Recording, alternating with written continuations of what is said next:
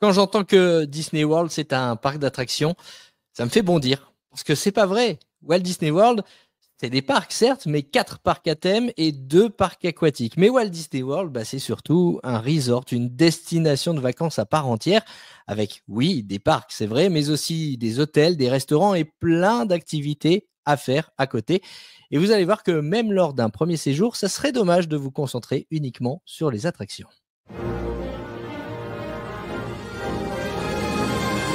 Go WDW, le podcast. I only hope that we never lose sight of one thing, that it was all started by a mouse.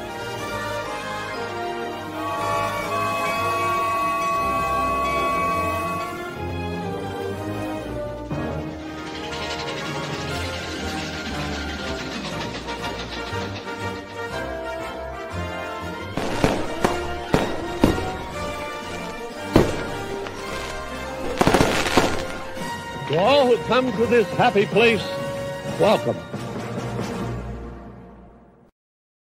Et salut à tous, moi c'est Jérôme et comme d'habitude je suis très heureux de vous retrouver pour parler de Walt Disney World, mais je ne vais pas être seul à en parler aujourd'hui puisque comme je vous l'ai expliqué en début de cette 6e saison, on a une alternance d'épisodes longs, d'épisodes courts et aussi le retour, vous le savez, des trip reports, les récits de voyage des auditeurs, des auditrices qui viennent nous raconter leur expérience à Walt Disney World. Et aujourd'hui on accueille Alizé. Salut Alizé. Salut Jérôme, bonjour à tous. Comment tu vas? Ça va très bien, merci. Et toi? Ben, ça va, impeccable, parce que j'adore écouter vos récits de voyage et je sais que c'est quelque chose qui est très apprécié par l'ensemble de notre communauté parce qu'une expérience n'est pas l'autre. Et avec toi, aujourd'hui, on va parler de ton premier séjour à Walt Disney World. Et comme je le disais dans l'introduction, tu ne t'es pas concentré que sur les attractions, hein. Absolument pas, non. En effet, on a essayé de faire vraiment un maximum de choses qu'on pouvait faire justement sur le resort et pas seulement les attractions qu'on a d'ailleurs pas toutes faites, mais par choix pour le coup, c'était vraiment par choix. Très bien. Et ben, écoute, on va écouter ton récit avec beaucoup d'attention. Est-ce que tu peux nous dire déjà quand est-ce que tu es parti? Alors, on est parti l'année dernière à l'automne, entre le 22 septembre du coup 2024 jusqu'au 4 octobre. Donc Ok, une très bien. dizaine de jours pendant Halloween, du coup, le Food and Wine Festival. C'est une période qui est appréciée par les voyageurs, effectivement. Quand on vient d'Europe, on a les vacances de la Toussaint. Ça aide du coup à partir aussi dans cette période-là. Tu es parti d'où? Avec quelle compagnie? Explique-nous. Alors, on est parti de Lyon. On avait pris Lufthansa parce qu'au moment, on a vraiment réservé en amont et je crois que, alors je sais pas si au final c'était vraiment la moins chère, mais vu qu'on a vraiment voulu réserver en amont, c'était une des premières en tout cas qui proposait des vols. On voulait éviter trop d'escales, donc on a pris une escale à Francfort pour rester en Europe. Ça s'est très bien passé. Pour le coup, on n'avait pas un gros timing. Je crois qu'on n'avait qu'une heure et demie entre les deux vols. Mais comme les bagages suivaient directement, que ça restait Lufthansa, on n'a pas eu de soucis. Enfin, même si l'aéroport est grand en soi, bon, peut-être à refaire, on se dirait pour la sécurité de prendre un peu plus large, mais franchement, ça s'est très bien fait. Et du coup, après, on est arrivé à Orlando et le retour, pareil, on a repris Lufthansa avec l'escale à Francfort. Du coup, pour les personnes qui voyageraient avec Lufthansa prochainement, qu'est-ce que tu peux dire de cette compagnie? Le vol s'est bien passé, les repas étaient bons? Alors très bien au niveau du vol, franchement, rien à dire. Bon, au niveau des repas, alors après, je sais pas si je serai la plus... Enfin, moi, je suis assez difficile, il y a pas mal de choses que j'ai du mal à digérer ou quoi. Donc, niveau alimentation, je sais pas si je vais être la mieux pour en parler. Mais mon compagnon avec qui j'ai voyagé, globalement, il m'a dit que ça allait. Ça reste c'est pas exceptionnel, hein. Je pense qu'il y a mieux. Mais bon, ça, en tout cas, au niveau du vol, il y a eu zéro souci. On a même eu de l'avance, que ce soit à l'aller ou au retour, parce que les conditions météorologiques étaient en notre faveur. Et donc au final, on a gagné, je pense, 1 heure à l'aller et au retour par rapport à ce qui était prévu. Donc c'est pas négligeable. C'est parce que l'avion avait le vent dans le dos et on va reparler de vent d'ailleurs dans cet Oui. épisode parce que le risque de partir justement à la période à laquelle tu es parti, ce sont les ouragans et tu as vécu ça du coup, un ouragan en Floride. On va y revenir évidemment dans cet épisode. Avant de rentrer plus en détail dans ton voyage, puisque ça y est, on a pris l'avion, on est arrivé à Orlando.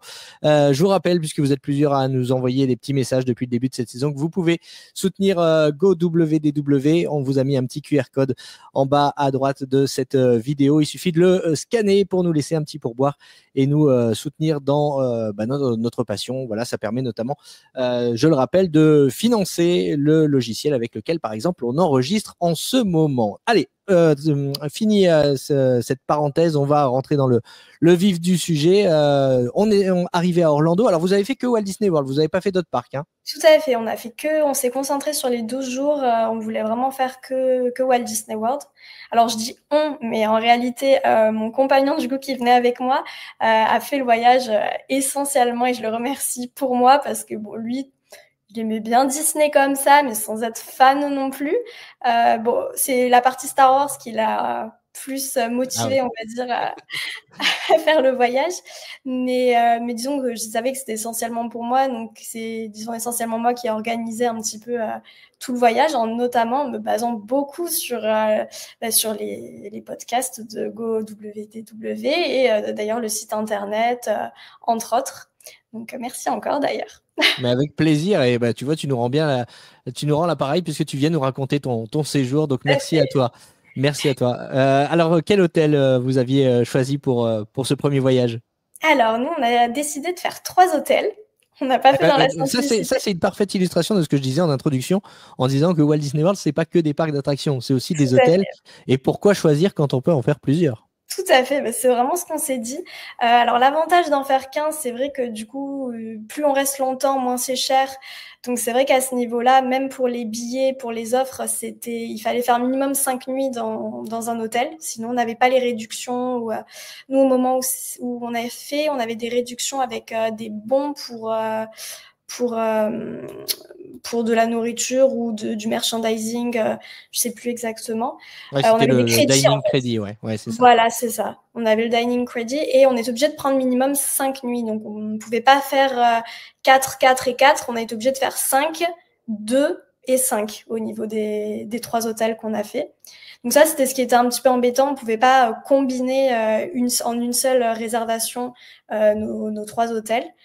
Mais par contre, oui, on s'est dit effectivement pourquoi choisir. Il y avait tellement d'hôtels, qui sont vraiment géniaux. On en a visité d'autres d'ailleurs, en plus des 3 qu'on a fait. Et c'est vrai que moi, les hôtels rien qu'à les voir me tentait beaucoup, me plaisait beaucoup. Et donc, on a décidé d'en faire 3. On a commencé par 5 nuits au Caribbean. Ensuite, on a fait 2 nuits au Polynesian, qui était vraiment, pour le coup, un hôtel qui me faisait rêver. Et on a fini avec 5 nuits au Coronado Springs. Écoute, on va les faire dans l'ordre. On va commencer par le Caribbean, si tu veux bien. On voit des images là sur notre chaîne YouTube. Oui. Alors, le Caribbean, donc on est arrivé directement, on a pris le lift de l'aéroport.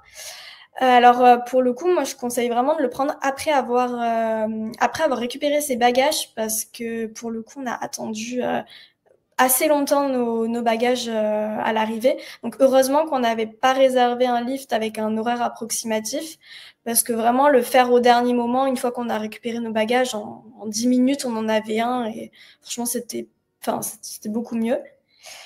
Et du coup, effectivement, on est arrivé ensuite au Caribbean Beach, et vraiment gros coup de cœur sur cet hôtel. Je pense que le fait aussi qu'on soit arrivé là directement de l'aéroport, on rentrait déjà dans le monde de Disney World à travers cet hôtel. C'est vrai que je pense que ça a été ça lui donne un vrai avantage, un vrai cachet au niveau même des souvenirs. Les chambres étaient plutôt simples, par contre, c'est pas les plus belles, il y avait pas tant de références que ça. Par contre, on a vraiment trouvé les extérieurs, le lobby magnifique, les petites plages aussi qu'il y a justement tout autour de cet hôtel. Nous, on sait qu'on adorait aller prendre à emporter au Sunderland Market et aller se poser justement sur ces plages le soir. Il y avait personne. on voyait le Skyliner qui tournait avec, des fois on arrivait à voir un peu les feux d'artifice au loin d'Epcot ou d'Hollywood Studios. Et c'est vrai que du coup, gros coup de cœur, la piscine est pareil, très sympa. On a vraiment pu en profiter aussi. Et non, vraiment gros coup de cœur pour les extérieurs, pour ces petites maisonnettes sur le ton des Caraïbes, les palmiers, les hamacs aussi. Enfin, vraiment gros coup de cœur sur cet hôtel qui en plus bénéficie du Skyliner. Et ça, oui. Ça, on le dit à chaque fois, hein, mais c'est vrai que ça fait partie des critères maintenant de choix des hôtels, hein, les moyens de transport. Et le Skyliner, tu confirmes, hein, que c'est un moyen de transport hyper rapide et hyper pratique. Ah, c'est génial. Franchement, bon, à éviter le jour d'ouragan, mais bon, nous, du coup, on l'avait pris ce jour-là. C'était pas fermé. Mais bon. Non, ce sont des gondoles aériennes, hein, de toute façon, comme on le voit là sur les images, qui relient les parcs Epcot et Hollywood Studios depuis certains hôtels, et donc notamment le Caribbean Beach. On peut aussi, depuis le Caribbean Beach, prendre le Skyliner pour aller faire un tour du côté d'autres hôtels, notamment le Art of Animation et le Pop Century. Ça, c'est pratique quand on veut visiter des hôtels, et puis on voit ces images. C'est vrai qu'on se sent tout de suite en vacances. Comme tu disais, aller prendre le repas à emporter au Centerton Market, qui est le food court de cet hôtel, et puis aller le déguster sur la plage dans un hamac. Franchement, quoi de mieux, avec la vue sur les feux d'artifice. Mais mon Dieu, c'est incroyable. S'il y a peut-être quelque chose de mieux encore au Caribbean Beach, c'est le Sébastien Bistro. Je ne sais pas si vous avez eu l'occasion de le tester. On l'a pas fait. C'est l'occasion d'y retourner.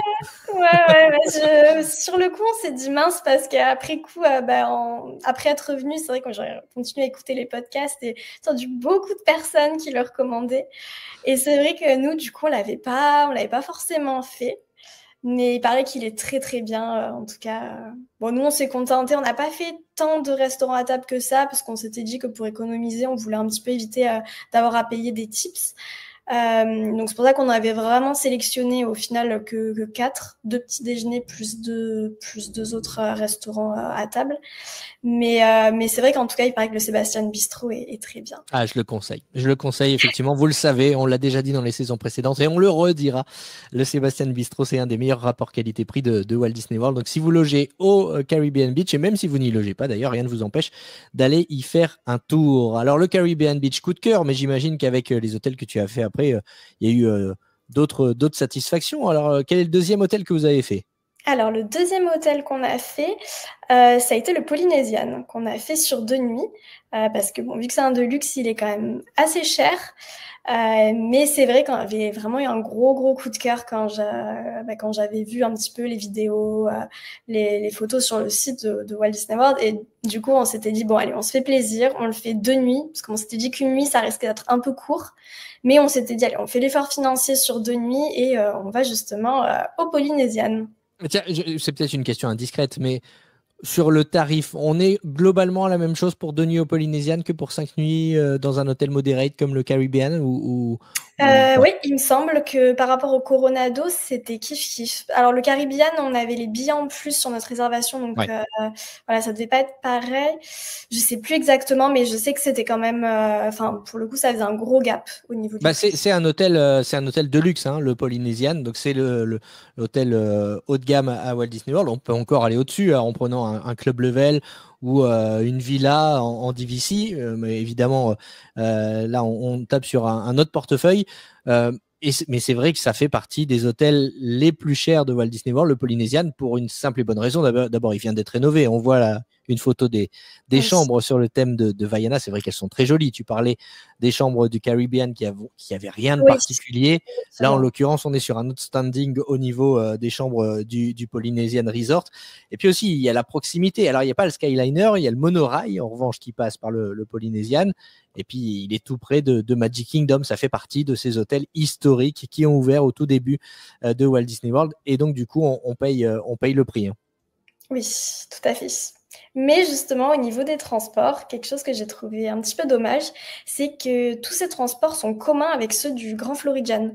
En tout cas, au niveau des bus et des bateaux, moi j'ai trouvé ça vraiment dommage que pour un Deluxe, on mette beaucoup plus de temps, en tout cas, à aller typiquement au Magic Kingdom ou même sur un autre parc, parce que justement les navettes sont mutualisées justement avec le Grand Floridian.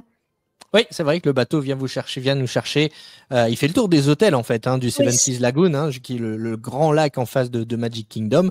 Donc c'est vrai que les navettes passent par le Polynesian, mais aussi par le Grand Floridian. Le monorail passe par le Contemporary, par le Polynesian, par le Grand Floridian également. Donc c'est vrai que parfois on met même limite plus de temps, alors qu'à vol d'oiseau on est à côté. On met quand même parfois plus de temps en monorail ou en bateau que si on avait pris le bus d'un autre hôtel, par exemple. Oui. Et donc ça, c'est une petite déception pour toi? Un petit peu. Alors, il y en a eu plusieurs. Au final, j'en attendais peut-être un peu beaucoup. Et par rapport au prix qu'on avait mis, c'est vrai qu'on a été quand même déçus. C'est peut-être celui qu'on a le moins aimé des trois, au final. Ah oui, comme quoi? Ouais, mais vraiment, je pense par rapport au rapport qualité-prix qu'on a trouvé qu'il n'était pas forcément trop au rendez-vous. Alors après, attention, il n'y a pas que du négatif. Il y avait des choses à la chambre, déjà comme les photos qu'on peut voir que tu partages. Enfin, les chambres sont magnifiques. Il y a énormément de petits détails sur Vaiana avec qu'on peut retrouver sur les rideaux, les tableaux, les lampes, les murs. La chambre, elle est vraiment hyper lumineuse. En plus, nous, on avait pris vue sur l'eau, parce qu'il n'y avait pas une grosse différence de prix, donc on avait pris vue sur l'eau. Est-ce que vous aviez vu sur Magic Kingdom? Non, on n'avait pas vu sur Magic Kingdom. Par contre, la façon dont on était placé, on avait vu sur l'eau, mais bon, je pense qu'il n'y avait pas une grosse différence de prix, parce que vu qu'une partie était en travaux, au final, on était sur une section où on avait vu sur l'eau, mais bon, en tout cas, ça, rien à dire, c'était vraiment super. Quand on arrive, qu'il y a nos noms sur la télé, c'est pareil, ça fait toujours un petit plus. On sent la différence. Même si on a eu la même chose sur le Coronado aussi, étonnamment. Ouais. Mais pas sur le Caribbean. Normalement, t'es censé l'avoir partout. Vous l'aviez pas eu au Caribbean. On l'avait pas eu au Caribbean, donc c'est vrai qu'on a pensé que c'était quelque chose du haut de luxe. Mais vu qu'on l'a vu au Coronado, on s'est posé la question après. Ah ouais, non, t'es censé l'avoir partout. C'est le petit message d'accueil qui apparaît sur la télévision quand on arrive. Ah ben voilà, on l'avait pas eu au Caribbean. Faut faire une réclamation. Voilà, on va y retourner. Après, l'entrée du lobby, comme on peut voir, elle est vraiment magnifique avec ses cascades, les lanternes en hauteur, les statuettes polynésiennes. On est accueillis par des cast members qui nous donnent justement un collier en fleurs. En fausses fleurs. Ça, c'est pareil, ça fait toujours un petit plus. Tous les cast members qu'on a croisés, au lieu de nous dire hello, ils nous disaient aloha. Donc ça aussi, ça rentre vraiment dans la thématique de l'hôtel et on se sent vraiment dépaysé. Et aussi au niveau de tout ce qui est de la végétation extérieure, tout est vraiment très agréable. Mais par contre, on a eu quelques petits points négatifs. Je pense que c'était peut-être vraiment dû à notre expérience pour le coup. Mais c'est vrai que, étonnamment, on ne s'attendait pas à avoir autant de familles avec de nombreux enfants. Et typiquement, c'était très, très bruyant. On avait presque l'impression, ça fait un peu bizarre de dire comme ça, mais presque d'être dans un camping en réalité. Parce que vu que le resort était beaucoup plus petit, toutes les animations, au final, on les entendait de la chambre. Il y avait beaucoup de bruit, c'est vrai qu'on n'a pas trop aimé cet aspect-là, justement. C'est un truc qui nous a un peu gênés. La piscine, c'est pareil, c'était bondé, vraiment bondé d'enfants. Dans le spa, on pouvait même pas s'y mettre parce qu'il y avait je sais pas combien d'enfants qui respectaient pas, on va dire, les temps un petit peu obligatoires. Donc, au final, on n'a pas pu tant profiter de ça des parties extérieures, de façon générale. Et des choses qui nous ont gênés aussi au niveau il y avait tout autour de la piscine, on avait beaucoup l'odeur de gaz. On ne sait pas d'où ça venait. Mais peut-être les travaux qui avaient lieu au moment où vous étiez, ouais. Mais on a l'impression que ça venait vraiment des lampes avec ah oui, c'est vrai. On s'est posé la question. C'est vrai que on va dire que même le lobby, on l'a trouvé très sombre quand même. un petit peu vieillot par endroits aussi. Notamment, alors tout ce qui est les toilettes publiques, on va dire, de l'hôtel, c'est vrai que par rapport à d'autres d'hôtels moderate qui étaient vraiment toutes rénovées, là on sentait que c'était quand même pas tout jeune. Et c'est vrai que pour un hôtel de luxe, pour le prix qu'on payait, on n'a pas été, ça n'a pas été l'hôtel coup de cœur. C'est logique, hein. Plus tu payes, plus tu es exigeant, hein. C'est normal, hein. Et vu le prix de 2 nuits aux Polynésiennes, on est en droit d'attendre une expérience premium. Alors, ça a des avantages et des inconvénients parce que c'est vrai, on le dit, les hôtels sont ouverts aux guests, aux gens qui y séjournent, mais pas seulement.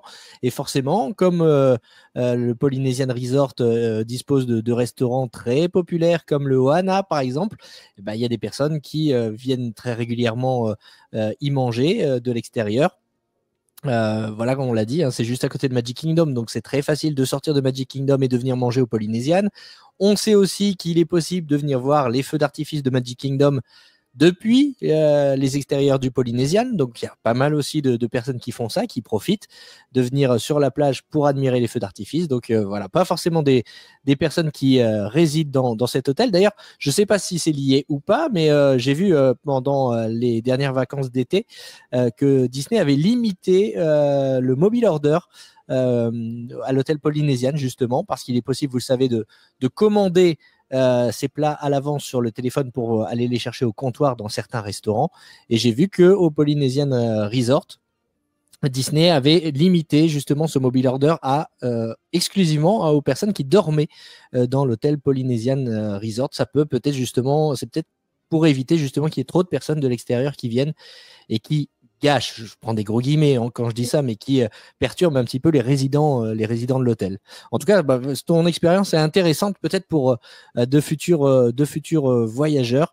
Après, comme on Peut-être dit choisir toujours, les dates aussi parce que il me semble que nous, ça tombait en week-end et justement, nous, typiquement, on avait beaucoup de monde, notamment dans les piscines et aussi dans tous les clubs aussi. Donc, je pense qu'il y avait vraiment beaucoup aussi de résidents des familles américaines qui avaient beaucoup d'enfants et en tout cas qui avaient les moyens.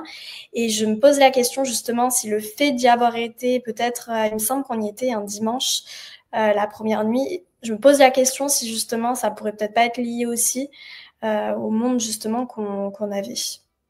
Peut-être aussi, comme on disait tout à l'heure, une expérience n'est pas l'autre, mais en tout cas, le partage de ton expérience va peut-être pouvoir aider de futurs voyageurs à faire un choix. Donc, jamais 203, comme on dit. Le deuxième, c'était le Polynesian Village. Et le troisième hôtel que vous avez fait, donc tu l'as dit tout à l'heure, c'était le Coronado Springs, un autre hôtel moderate. Alors, 2 hôtels moderate, un hôtel de luxe. Oui, disons que les hôtels moderate, c'était un peu plus dans notre budget. On n'avait pas forcément envie de faire des values, même si, je crache pas dessus, ils ont l'air vraiment très bien aussi. Mais vu qu'on était en jeune couple, on avait plus envie de quelque chose un petit peu plus épuré, un peu plus hôtel, avec une touche Disney toujours, mais de façon un peu plus modérée justement. Donc c'est vrai que les moderates nous correspondaient plutôt bien et voilà, il y avait eu un petit peu cette envie de faire le deluxe sur 2 nuits pour tenter. Mais oui, effectivement, on était plus attirés sur les moderates. Et le deuxième qui nous plaisait beaucoup, c'était le Coronado Springs. Donc là, on est dans une ambiance hispano-mexicaine, hein, plus Amérique centrale, avec des petites touches Disney, comme tu le disais. On a dans les chambres, par exemple, des petites touches des Trois Caballeros. Tout à fait. Ça t'a plu, cet hôtel ? Ouais, j'ai beaucoup aimé. Au niveau des chambres, je les ai trouvées plus belles que celles du Caribbean. Nous, on était dans la partie Ranchos, du coup. On a quand même pris le temps de visiter les autres parties. La partie Casita, ça a l'air vraiment très joli. Et la partie Cabanos nous a un petit peu moins plu, mais globalement, ça reste un très très bel hôtel. Le lobby, on voit que ça vient d'être rénové. C'est vraiment c'est un très très bel hôtel.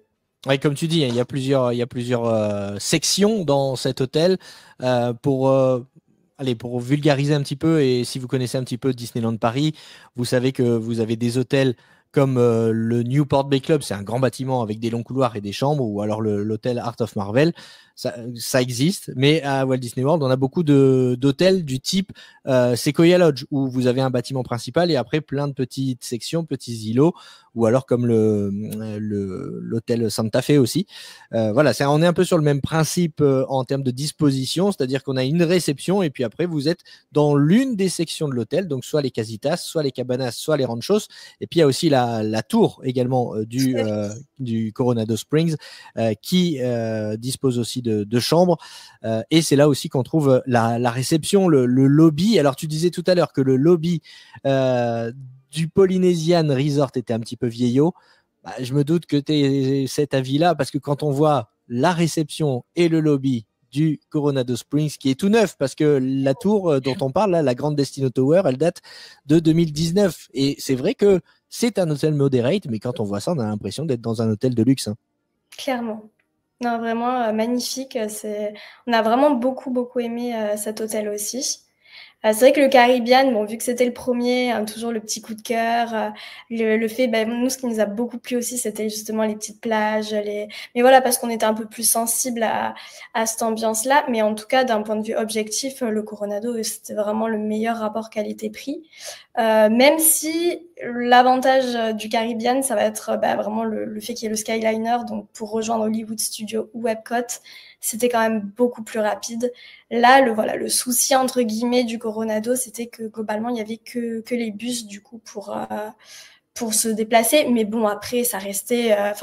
Moi, j'avais peur que ce soit pire que ça, et en réalité, en maximum 20 minutes, on rejoignait, même le parc le plus loin, donc même Magic Kingdom, en 20 minutes, c'était fait.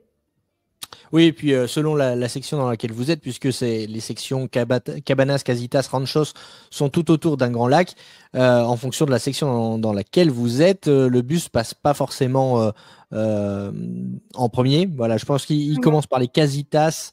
Je crois qu'il finit par les Ranchos d'ailleurs. Les Ranchos, c'est tout au fond, non? C'est possible, ouais, il me semble. Il me semble qu'on était ou les derniers. Oui, il me semble qu'on était les derniers. Vous étiez près du bâtiment principal, près de la Grande Destino Tower? Non, vous étiez tout au fond. Donc, ouais. Donc je pense, il commence par les Casitas, les Ranchos, les Cabanas, et ensuite il part vers les parcs. Donc c'est vrai que s'il y a beaucoup de monde qui attend à l'arrêt de bus des Casitas, et que le bus est plein, vous devez attendre le bus d'après. Donc la petite astuce, quand c'est comme ça, c'est de faire quelques minutes de marche et d'aller à l'arrêt de bus des Casitas. Comme ça, vous êtes sûr de pouvoir monter dans le bus, puisque c'est le premier arrêt desservi. Oui, donc si on faisait un petit classement des hôtels, si je comprends bien, les deux hôtels moderate l'emportent avec en premier le Caribbean Beach, qui est ton coup de cœur, en deuxième le Coronado Springs, et en dernier le Polynesian Resort alors. Oui, alors voilà, encore une fois, ça va vraiment aussi dépendre des thématiques. Si on prend la chambre, c'est sûr que le Polynesian restera au-dessus des autres, et le Caribbean sera en dernier. Par contre, on va dire au niveau vraiment coup de cœur, je pense que voilà, le Caribbean, le fait qu'il y ait le Skyliner, que c'était notre premier hôtel, vraiment l'aspect extérieur, fait que je le mettrai, je pense, effectivement en premier. En deuxième, effectivement, le Coronado, qui pour le coup a vraiment, entre guillemets, tout pour lui. Pour le coup, on n'a vraiment pas du tout même été gênés justement par la foule, par les familles nombreuses qui avaient justement au Polynesian. On n'a pas du tout ressenti ça au Coronado. Et en dernier, le Polynesian, mais voilà, encore une fois, par rapport au rapport qualité-prix, parce qu'il serait au même prix que les autres, peut-être que mon classement aurait été différent à ce moment-là. Mais c'est vrai que pour le prix qu'on y a mis, on n'a pas regretté d'y avoir fait que 2 nuits. Très, très bien. Et puis on voit là la piscine du Coronado Springs, qui est pas mal non plus. Hein. On souligne une superbe piscine. C'est vrai qu'entre le Caribbean, le Coronado et puis la piscine du Polynesian n'est pas mal non plus. Vous avez été gâtés en termes d'air aquatique. Hein. Oui. Vous en avez profité d'ailleurs, puisqu'on disait vous n'avez pas fait que des attractions. On va venir au parc dans un instant, mais vous avez profité un peu des piscines? Alors, on a essayé au maximum. Le Caribbean, on n'y était allé qu'une fois, mais en tout cas, on en avait bien profité à ce moment-là. Pour le coup, le Polynesian, comme j'expliquais, en fait, il y avait tellement de monde qu'on est vite sorti. Enfin, on n'a vraiment pas pu en profiter parce qu'on pouvait pas se bouger. C'était vraiment compliqué. Et bon, vu qu'on n'y était que de nuit aussi, on a quand même voulu profiter un peu de tout l'ensemble de l'hôtel et pas seulement justement de la piscine qui, pour le coup, nous a pas trop... correspondu en tout cas. Et par contre, celle du Coronado, je pense que le fait aussi que ce soit en fin de séjour et qu'on avait déjà pu bien avancer sur le programme établi, on a même pu en profiter même à 2 reprises, il me semble au moins. Et vraiment, je pense que c'est la piscine qu'on a préférée pour le coup. Très bien. Eh bien, écoute, avant de passer au parc, tant qu'on est dans les hôtels, on le disait en introduction de cet épisode, il n'y a pas que des attractions à faire à Walt Disney World, il y a plein d'activités, et notamment des activités dans les hôtels. Est-ce que tu as pu profiter de certaines activités dans les hôtels de Walt Disney World? Alors, on a fait notamment les recherches dans chaque hôtel Disney. On peut faire justement des recherches de personnages qui sont cachés un petit peu partout dans l'hôtel. Chaque jour, il y a alors dans chaque hôtel, ça va être un personnage différent. Donc nous, au Caribbean Beach, c'était Sébastien de La Petite Sirène. Au Coronado, c'était Bruno de la famille Madrigal. Et au Polynesian, c'était Ei de Vaiana. Ouais. Et en fait, chaque jour, il y a une petite statuette qui est déplacée à un endroit de l'hôtel. Et l'objectif, c'est de la trouver, de se prendre en photo avec. Et là, à ce moment-là, on peut retourner récupérer un badge où on nous met justement des petites vignettes qu'on nous colle dessus. Bon, alors, ça fait un petit souvenir gratuit. Voilà, c'est ça. Ça permet d'avoir un petit souvenir. Donc, sur les hôtels, on a notamment fait ça. Après, on a visité d'autres hôtels, en plus de ceux qu'on a fait. On a profité d'être au Caribbean pour justement aller au Art of Animation. On a visité. On a pu faire les boutiques, justement, parce que chaque hôtel a quand même globalement son merchandising. Donc c'est vrai que je suis assez sensible à ça, donc on en a profité pour aller faire des photos et justement aller voir un petit peu les boutiques, les restaurants du Art of Animation. Et on a également fait, à partir du Caribbean, on est allé au Riviera Resort, qui est vraiment magnifique, gros coup de cœur. On y a fait justement le petit déjeuner au Topolino's Terrace. Je pense qu'on y reviendra peut-être plus après dans la partie. Ouais, si tu veux. Ouais. Mais voilà, donc on a visité celui-là. On a aussi fait du coup l'hôtel le Grand Floridian. On a visité le Grand Floridian, pareil, on a profité un peu partie extérieure, des boutiques, voilà, on a fait un petit peu le tour. Et le dernier hôtel qu'on a fait, c'était le Riverside, le Port Orleans Riverside, qu'on a également visité dans le cadre justement d'une balade en calèche qu'on a fait dans cet hôtel. Il n'y a pas beaucoup d'hôtels qui le proposent. Si je dis pas de bêtises, il y a le Fort Wilderness qui propose justement des balades en calèche. Et sinon, c'est le Port Orleans Riverside. Et ça, c'est vraiment, étant cavalière et amoureuse des chevaux, c'était vraiment quelque chose que je voulais faire. Je sais qu'au Fort Wilderness, ils proposent aussi des balades à cheval. Alors pour le coup, nous, pendant notre période, c'était fermé, il n'y en avait pas. Mais voilà, c'est une autre activité qui peut être sympa à faire. Et en tout cas, nous, on s'est vraiment régalé avec la balade en calèche. Ça dure une vingtaine de minutes à peu près. Et voilà, j'ai vraiment l'impression, pour le coup, d'être une princesse et avec son prince dans la calèche. C'est très reposant quand on se fait des grosses journées comme on a fait. C'était vraiment très reposant. Ça nous permet justement de visiter notamment là le Riverside et le French Quarter. French Quarter, voilà, tout à fait. Justement à cheval, avec justement les clapotis des fers. C'était vraiment, vraiment sympa comme expérience et je recommande faire une petite pause, notamment si on est dans cet hôtel, mais aussi justement, ça peut être l'occasion d'aller le visiter, vu qu'on... Voilà, c'est une activité payante à réserver à l'avance. Hein. Tout à fait. Vous avez réservé ces 60 jours à l'avance, les réservations? La réservation 60 jours à l'avance. Alors après, au moment où je l'avais fait, j'avais pas eu à me presser plus que ça, mais je l'avais quand même fait 60 jours à l'avance. J'ai plus l'idée du tarif là par contre. Mais, on va regarder ça. Attends, on va. Hop, gowdw.fr, le site de référence évidemment. Tout à fait. Dans la partie. On a un article dessus d'ailleurs. Voilà, exactement. Bah oui, c'est pour ça. Les promenades en calèche Article signé d'Alizé. Hop, il doit y avoir le prix, le tarif. Regarde, une promenade en calèche coûte $65. C'était le tarif en vigueur Voilà. au moment de ton voyage. Voilà, ça a peut-être C'est fait le un peu tarif pour l'ensemble de la calèche, donc pas par personne. Ça veut dire que si on est 4, on payera $65. Si on est 2, bah, nous, du coup, on a aussi payé $65 pour 2. C'est vraiment Et quand c'est comme ça, tu sais si c'est possible de partager et s'il y avait un autre couple au même moment ou de partager la calèche ou pas?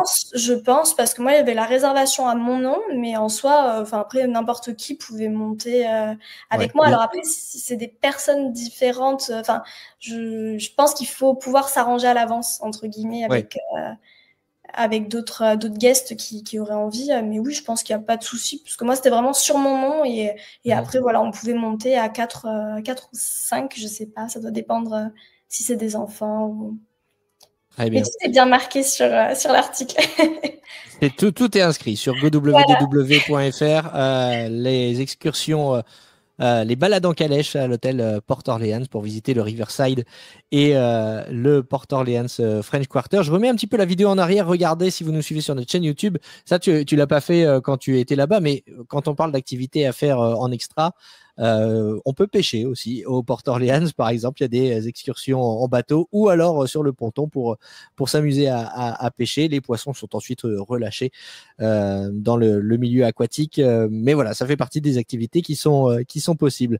Bon, on a fait le tour des hôtels que tu as fait et des activités dont tu as profité dans ces hôtels. On va passer au parc. Hein. Ça y est, au bout d'une demi-heure d'épisode, il est temps de s'intéresser au parc, quand même, au parc à thème de Walt Disney World. Vous avez commencé par lequel? J'ai voulu commencer par Magic Kingdom, un peu comme tout le monde, mais voilà, je me voyais pas. Autant pour les autres jours, j'ai vraiment essayé d'organiser en fonction des hôtels, parce que le fait de faire des hôtels différents, on voulait essayer d'optimiser le temps. Mais là, pour le premier jour, on s'est dit non, faut faire le Magic Kingdom, et bon, j'ai pas regretté de commencer par ce parc. Bah oui, forcément. Non, Magic Kingdom, c'est forcément une valeur sûre, hein, pour commencer. Alors, on va te poser la question tout de suite. Qu'est-ce que tu as pensé de Magic Kingdom? J'ai beaucoup aimé. Alors c'est vrai que je sais qu'il y a beaucoup de personnes qui viennent sur le podcast qui sont pass annuels justement à Disneyland Paris, donc ils peuvent vraiment faire, on va dire, le comparatif. Moi, pour le coup, j'y étais allée 4 fois à Disneyland Paris, donc ce qui est déjà pas mal. Mais disons que je suis moins habituée que certaines personnes qui connaissent vraiment le parc sur le bout des doigts. Et mon compagnon, lui, avait fait qu'une seule fois Disneyland Paris, donc c'est vrai que on a été moins dans le comparatif, je pense, que pourraient l'être d'autres personnes plus habituées. Mais c'est vrai que j'ai beaucoup aimé, notamment après, voilà, les parties qu'on n'a pas, le nouveau Fantasyland. J'ai trouvé ça vraiment magnifique. J'ai trouvé que globalement le parc était très agréable. Il y a plein justement d'activités en fait à faire de manière générale, hein, notamment les sortes de scavenger hunt, si on peut les appeler comme ça. Voilà, ouais, c'est ce que j'allais te dire.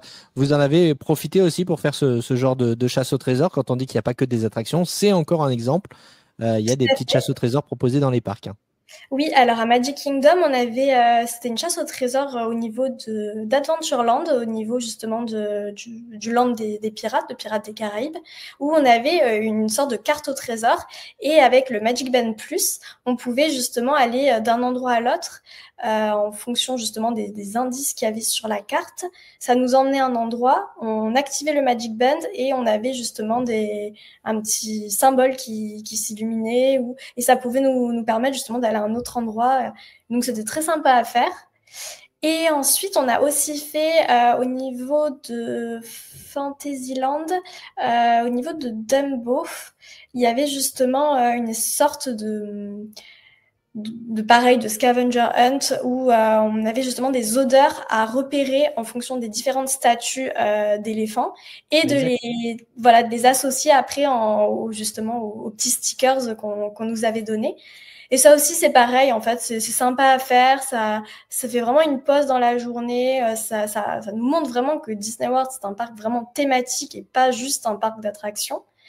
Et voilà, c'était marrant, c'était olfactif, Et puis, ça nous permet aussi d'avoir un petit souvenir gratuit parce qu'on récupère justement ces cartes qu'on a complétées avec les autocollants. Donc ça aussi, j'ai beaucoup apprécié. Bon, bah voilà, des idées si on voyage en couple, entre amis, en famille, avec des enfants, ça fait des petites choses sympas à faire. Parfois, les enfants sont trop jeunes pour faire certaines attractions. Bah, ça montre bien qu'il n'y a pas que des attractions et qu'il y a plein de choses à faire, notamment à Magic Kingdom. Donc, premier parc Magic Kingdom. Le second que vous avez fait, c'est quoi ensuite? Le second, c'est Epcot, du coup, parce que vu qu'on était justement au Caribbean, on s'est dit qu'il faut profiter de faire Epcot et Hollywood Studios tant qu'on est là-bas pour profiter du Skyliner, justement. Alors, parlons un peu d'Epcot. Donne-nous tes impressions. Alors, Epcot, je pense que c'était le parc que j'attendais le plus et j'ai pas été déçue. Pour le coup, j'ai vraiment gros coup de cœur sur Epcot. Je pense que ça a été probablement le parc que j'ai préféré.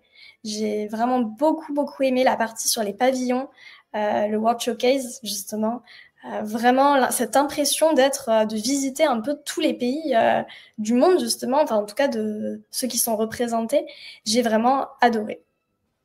Ouais, c'est vrai que pour ceux qui nous rejoignent, hein, on sait que parmi nos auditeurs et spectateurs, il y a beaucoup de gens qui sont déjà allés à Walt Disney World ou qui n'y sont jamais allés mais qui nous suivent depuis un moment et qui commencent à être un petit peu familiers avec la destination. Mais si jamais voilà, vous découvrez, vous tombez sur ce podcast et que c'est le premier épisode que vous écoutez et que vous n'avez pas de notion ni de connaissances sur Walt Disney World, il faut savoir qu'Epcot, c'est un parc un petit peu particulier parce que c'est ce qu'on disait, hein, un parc à thème. Il y a les attractions, mais il y a aussi toute cette zone, le World Showcase autour du lac, qui représente 11 destinations différentes à travers le monde, ce qui fait que c'est un peu une sorte d'exposition universelle. Chaque pays représenté là montre un peu ce qu'est sa culture, avec l'architecture des bâtiments, la gastronomie aussi, les restaurants par exemple dans le pavillon français permettent de manger français, au pavillon du Maroc on peut manger évidemment des saveurs méditerranéennes, enfin voilà, il y a l'Italie qui est représentée, il y a le Mexique, et vraiment on est là aussi dépaysé hein, quand on est à Epcot dans cette partie World Showcase.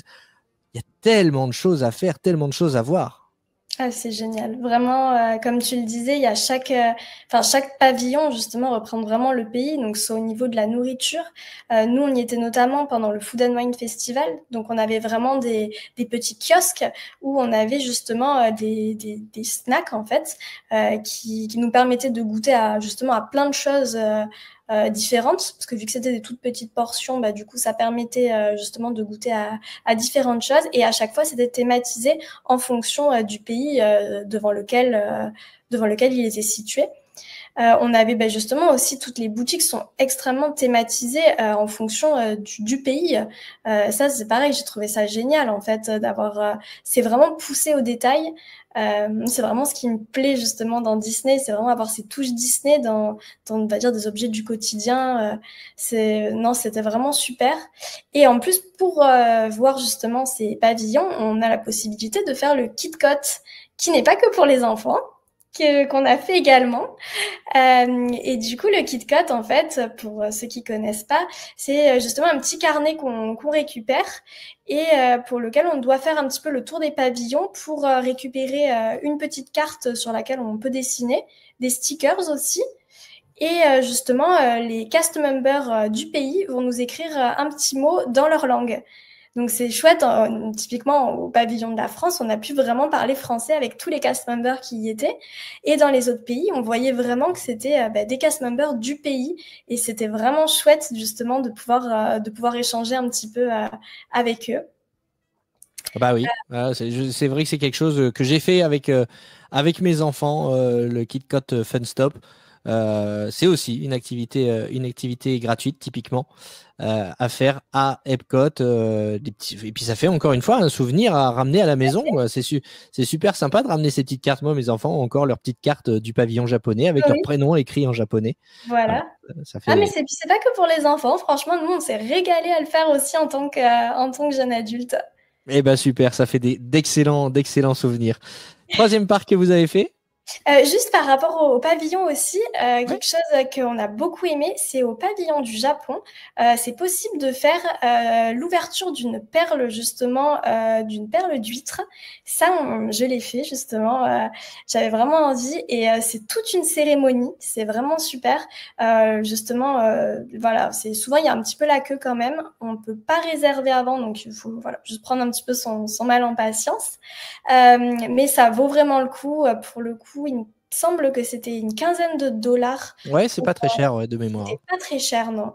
Et en fait, on choisit une huître et il y a justement l'ouverture avec la surprise, la couleur de la perle qu'on va avoir, sa taille. Et je sais que j'avais eu pas mal de chance. J'avais une perle un peu bleutée, vert bleuté, et puis assez grosse, étonnamment. Et du coup, je l'avais récupérée. Alors, c'est possible soit de la récupérer directement, soit d'en faire un bijou avec les modèles qu'ils proposent. Et puis bon, du coup, dans mon cas, je l'avais récupérée et j'avais plus tard fait faire pour mon anniversaire, justement un bijou avec cette perle et ça permet d'avoir un souvenir, pour le coup, qui fait plus adulte et qui a vraiment une signification personnelle et j'ai beaucoup aimé cette expérience aussi. Est-ce que tu le portes, ce bijou aujourd'hui ou tu l'as Aujourd'hui, pas? je l'ai pas là, mais c'est vrai Dommage. que, ouais, mais en tout cas, j'avoue que c'est un très très beau, Un c'est beau souvenir. un Mais très oui, beau. non, c'est chouette. Puis comme on le disait, c'est vrai que les cast members qui travaillent dans ces pavillons viennent des pays qu'ils représentent. Donc c'est vrai que les Japonais, les Japonaises qui travaillent dans le pavillon du Japon, et notamment sur ce petit kiosque, ce petit stand d'ouverture des perles, elles sont à fond, hein. C'est vrai que Ah ouais. on peut pas les louper dans la L'ambiance. boutique. Il y a de l'ambiance, effectivement. Non, non, c'est une chouette expérience. On reviendra évidemment, hein, sur les parcs. Pour l'instant, Oui, on dégrossit un le petit peu, mais on reviendra évidemment sur les attractions, etc., que tu as préférées. Mais on va d'abord passer au troisième parc que tu as fait. Alors du coup, c'est Hollywood Studios. Pareil, toujours par rapport à la proximité avec le Skyliner. Alors je dirais qu'Hollywood Studios, c'était vraiment le parc que j'attendais le moins. En plus, je suis pas forcément fan de Star Wars, donc c'est vrai que voilà, c'était un peu le parc que j'attendais le moins. Mais alors, ça reste quand même le dernier dans mon classement, mais j'ai quand même trouvé qu'il était très sympa. J'ai notamment, au final, sans être fan de Star Wars, ça m'a donné envie justement de me plonger un peu plus dans l'univers, parce que Galaxy Edge, pour le coup, c'est vraiment Ah oui. magique. Et mon compagnon, qui lui est fan de Star Wars, a vraiment beaucoup apprécié. C'est vraiment un parc presque à part entière, hein. Ah oui, oui, complètement. Non, c'est hallucinant, hein. Star Wars Galaxy's Edge, ouais, c'est une immersion totale. C'est une Oui, immersion totale. tout à fait. Et d'ailleurs, Et, et, et oui. alors, est-ce que ça l'a convaincu au point de vouloir y retourner? Bon, je pense que si j'avais envie d'y retourner pour me Ah, faire plaisir, il est pas compliqué. Il y a ouais, de la c'est chance. cool. Mais du coup, voilà, lui, il avait voulu faire son sabre laser justement à Hollywood Studios, dans la partie Galaxy Edge. Il a pu faire justement cette expérience qui est vraiment, enfin en tout cas, rien qu'à être justement spectatrice à côté, enfin c'est vraiment génial. C'est toute une cérémonie où justement il y a la création de son sabre, où choisit les parties différentes jusqu'au Crystal Kyber. Et c'est vraiment une cérémonie, enfin vraiment dans le thème. On s'y croit. Enfin vraiment, je m'y croyais, hein. Ah bah oui, bah oui. Non mais c'est tellement une partie du parc en soi, Star Wars Galaxy's Edge, comme tu dis, on dirait qu'on est carrément dans un parc à part, quoi, un autre parc, que je pense qu'on fera un épisode complet sur Star Wars Galaxy's Edge. Il le mérite, ce land. Vraiment, Je... il y a tellement de choses, tellement de détails, tellement de choses Oui. à dire là-dessus, qu'on aura ça au cours de cette saison. C'est promis. Promis, je tiendrai ma promesse. Donc Star Wars Galaxy's Edge, bon, il n'y a pas que ça quand même, hein, à Non. Hollywood Studio. Il y a quand même pas mal d'autres choses dans ce parc. Oui, oui, oui. Alors au niveau des parties vraiment du parc, j'étais pas forcément fan des Muppets. Je suis désolée pour Alain, mais vu qu'on a un peu skippé cette C'est pas partie, grave, c'est de l'histoire ancienne, c'est démoli. voilà, c'est bon, on l'a un peu skippé. Après, on n'a pas fait la tour de la terreur, donc on est plus allé, on va dire, marché un petit peu dans cette partie, tout ça, mais on n'est pas allé vraiment en profondeur dans cette partie. On a beaucoup aimé la partie Toy Story Playland aussi. Vraiment sur l'univers de Toy Story. Et après, voilà, au niveau de l'avenue, de tout ça, c'est vrai que c'est quelque chose peut-être qui nous a un petit peu moins emballé que les autres parcs, mais ça reste très sympa quand même.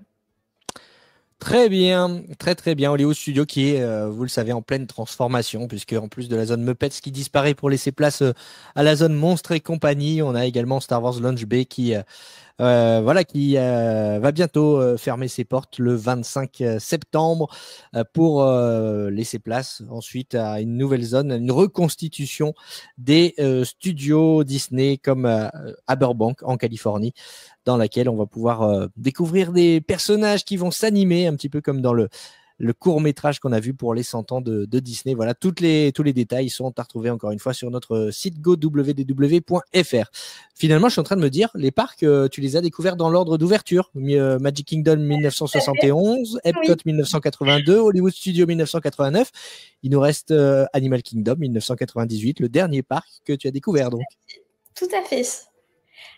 Du coup, oui, Animal Kingdom, je dirais que c'est celui sur lequel je savais pas trop à quoi m'attendre. J'avoue que je me suis dit, soit ça va être mon parc préféré, soit c'est celui que je vais le moins aimer. Et j'ai vraiment beaucoup aimé Animal Kingdom. C'est vraiment une ambiance à part. Pour le coup, j'ai trouvé ça. J'ai beaucoup aimé déjà la partie justement, parce qu'il y a une partie justement dans Animal Kingdom avec l'Afrique, avec l'Asie. Tout ça, ça m'a fait penser justement à une autre partie du World Showcase où justement on retrouve un petit peu toutes ces traditions, toutes ces coutumes. Donc j'ai vraiment beaucoup aimé cette partie. J'ai aussi beaucoup aimé forcément l'arbre de la vie. Ça vraiment, il est magnifique. On avait pris justement une matinée où on y était allé assez tôt et on avait essayé justement de profiter de la fraîcheur et d'essayer de repérer le maximum d'animaux qu'on pouvait trouver, qu'on pouvait observer justement sur l'écorce de l'arbre. Et voilà, encore une fois, c'était un moment pas forcément au niveau des attractions, pas forcément, mais juste en fait le visuel, se profiter en fait des décors du parc et ça j'ai énormément apprécié. Et puis on avait aussi justement toute la partie Avatar qui est vraiment magnifique aussi pour le coup. C'est vraiment très très immersif. Ah, c'est immersif, c'est dépaysant. Effectivement, on a aussi l'impression d'être complètement ailleurs. Alors, c'est vrai qu'on entend parfois des voix s'élever en disant bah oui, c'est Animal Kingdom, il y a des animaux. Mais toi qui es proche de la cause animale, hein, tu es cavalière. Oui, voilà. J'avoue que c'est ce qui me faisait un petit peu peur, mais voilà, en réalité, de ce qu'on en voit, en tout cas après, je suis pas allée dans le détail, donc je peux pas vraiment trop juger, mais de ce qu'on en voit, les animaux, notamment quand on fait le safari, ils sont pas obligés d'être là, ils font quand même leur vie au niveau du parc, et s'ils ont pas envie de se montrer, s'ils ont envie, ils peuvent. Donc ça, c'est vrai que j'ai trouvé ça quand même bien. Donc ouais, moi c'était cette partie qui me faisait peur. J'avais peur que ça fasse zoo justement, parce que ça typiquement moi c'est ce que j'aime pas du tout. Et j'ai pas du tout ressenti ça à Animal Kingdom. Donc c'est pour ça aussi justement, je pense que j'ai beaucoup apprécié ce parc. Le parc. Mais oui, non, c'est vrai qu'on est loin de ce qu'on peut connaître dans certains zoos. C'est pas pour rien qu'Animal Kingdom est le plus grand parc Disney du monde. C'est parce que justement les animaux ont énormément d'espace dans cette partie Kilimanjaro Safari. C'est pas pour rien non plus que Animal Kingdom est le parc dans lequel on n'a pas de feu d'artifice. C'est justement pour respecter la tranquillité des animaux. Donc on sait que Disney fait de gros efforts, notamment en termes de conservation, des actions qui sont menées pour la protection et la cause animale. Donc voilà, on le constate à la fois sur les réseaux, parce que Disney fait de la communication là-dessus, mais on peut le constater aussi sur place.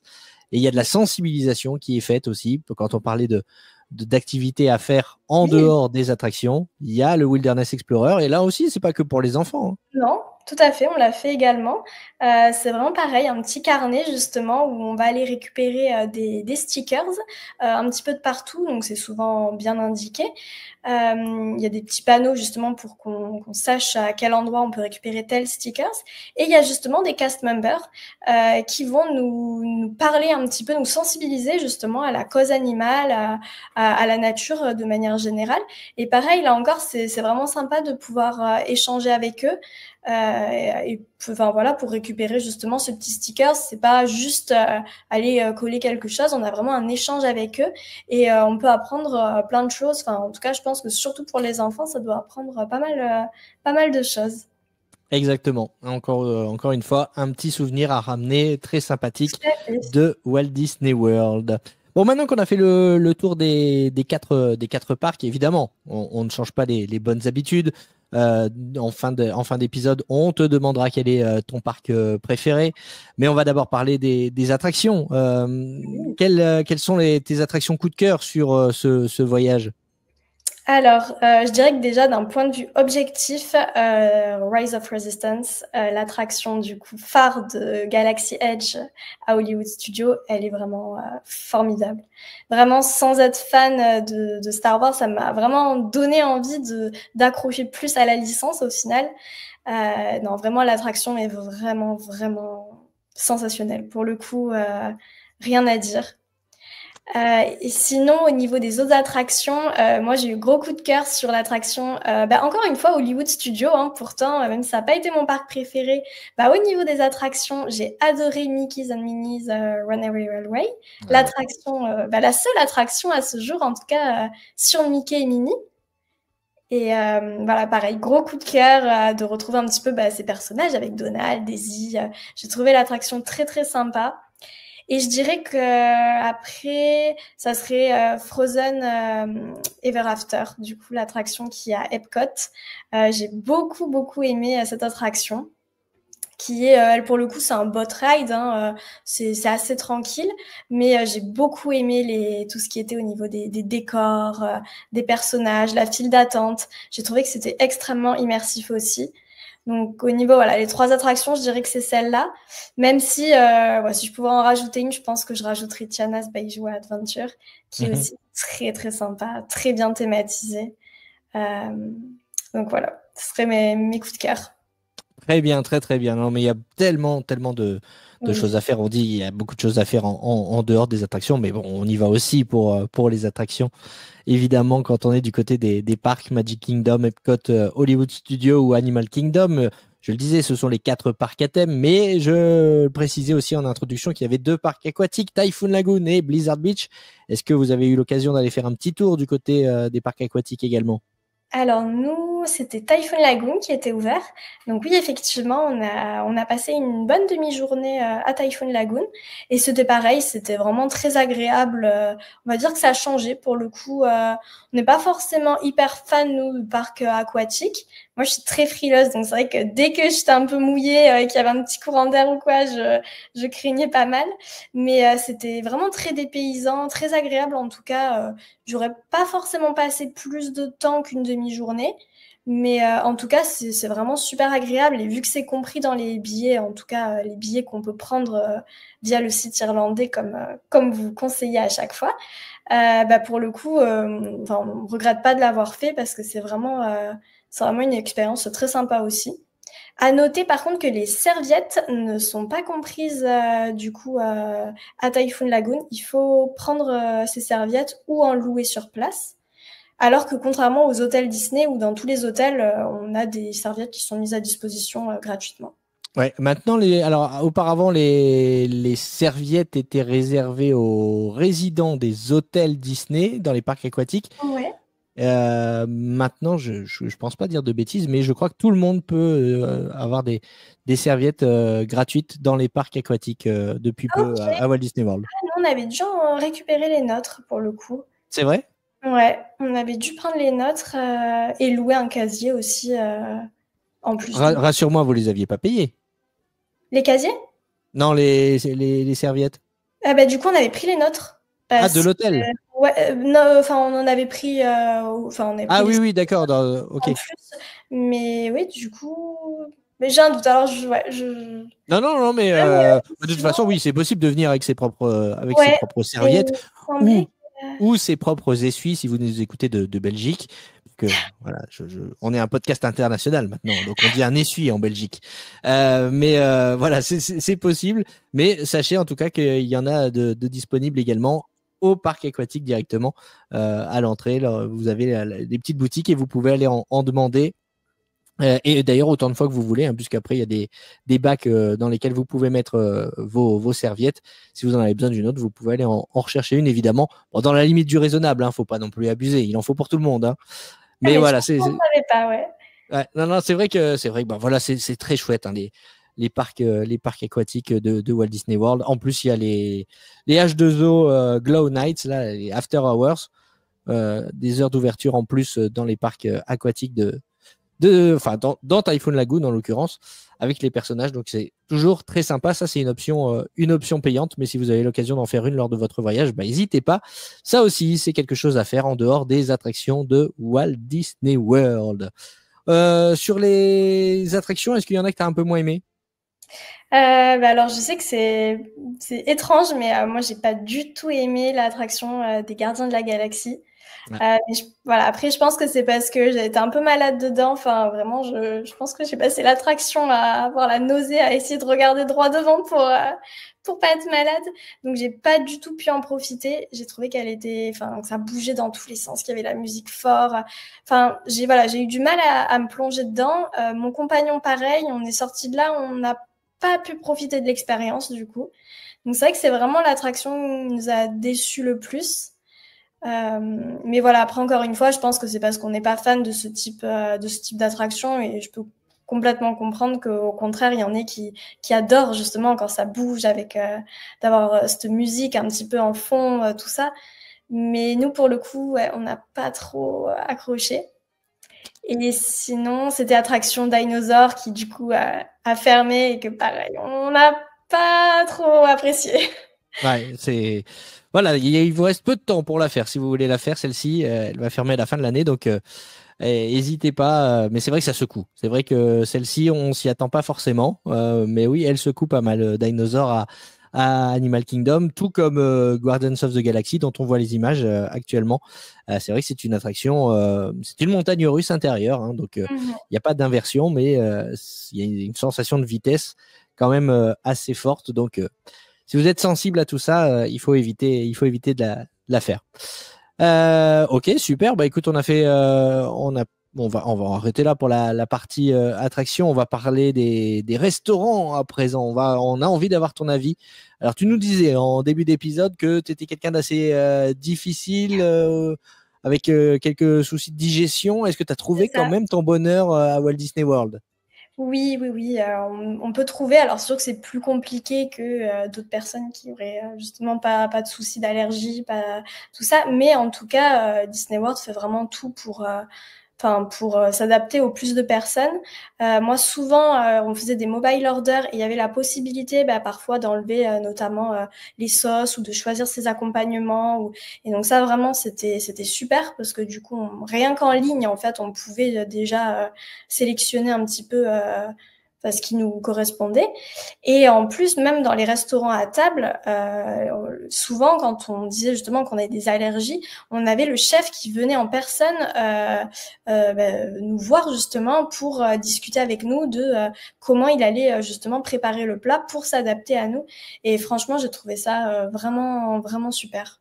Vous avez mangé dans les parcs et dans les hôtels? Tout à fait. Alors au niveau des restaurants à table, on en a fait, donc comme je disais, que 4. On en a fait 2 au Magic Kingdom. On a fait le Skipper Canteen, Oui. qui est très sympa. Franchement, très très sympa. Il y a beaucoup de petits détails aussi dans cet hôtel, dans ce restaurant, notamment sur la société secrète des explorateurs. On a plein de petites références aussi aux attractions justement d'Adventureland, notamment Tiki Room. Donc c'est vraiment très très sympa comme restaurant. On a très bien mangé. Et ensuite, le deuxième qu'on a fait à Magic Kingdom, c'est le Tony Stone Square. Alors, j'en avais pas entendu trop du bien. J'avais voyé pas Non. mal de En tout cas, si retours, tu en as entendu du bien, ça venait pas de moi. Ouais, j'en ai entendu pas forcément du bien, mais c'est vrai que vu que La Belle et le Clochard, c'était mon Disney préféré, j'ai absolument voulu le faire. Et franchement, écoute, moi, j'ai été très, très, très, très satisfaite de ce restaurant. Alors, c'est vrai que voilà, c'est très simple, hein, il faut pas s'attendre à forcément par rapport au Skipper Canteen où ça va être beaucoup plus cuisiné, beaucoup plus exotique. Là, ça reste vraiment, on va dire, des plats italiens où on aurait peut-être un peu plus l'habitude. Mais moi, j'ai beaucoup apprécié parce que la chef, justement, est venue me voir en personne pour justement adapter en fait le plat par rapport à mes soucis alimentaires. Et vraiment, je me suis régalée. Mon compagnon, lui aussi, a vraiment apprécié le repas. Donc, je sais pas s'ils se sont améliorés ou si c'est nous qui avons bien apprécié, mais en tout cas, ça a été un bon moment. Moi, j'ai trouvé que le restaurant était très bien thématisé. Il y avait un petit peu des tableaux du film La Belle et le Clochard un peu de partout.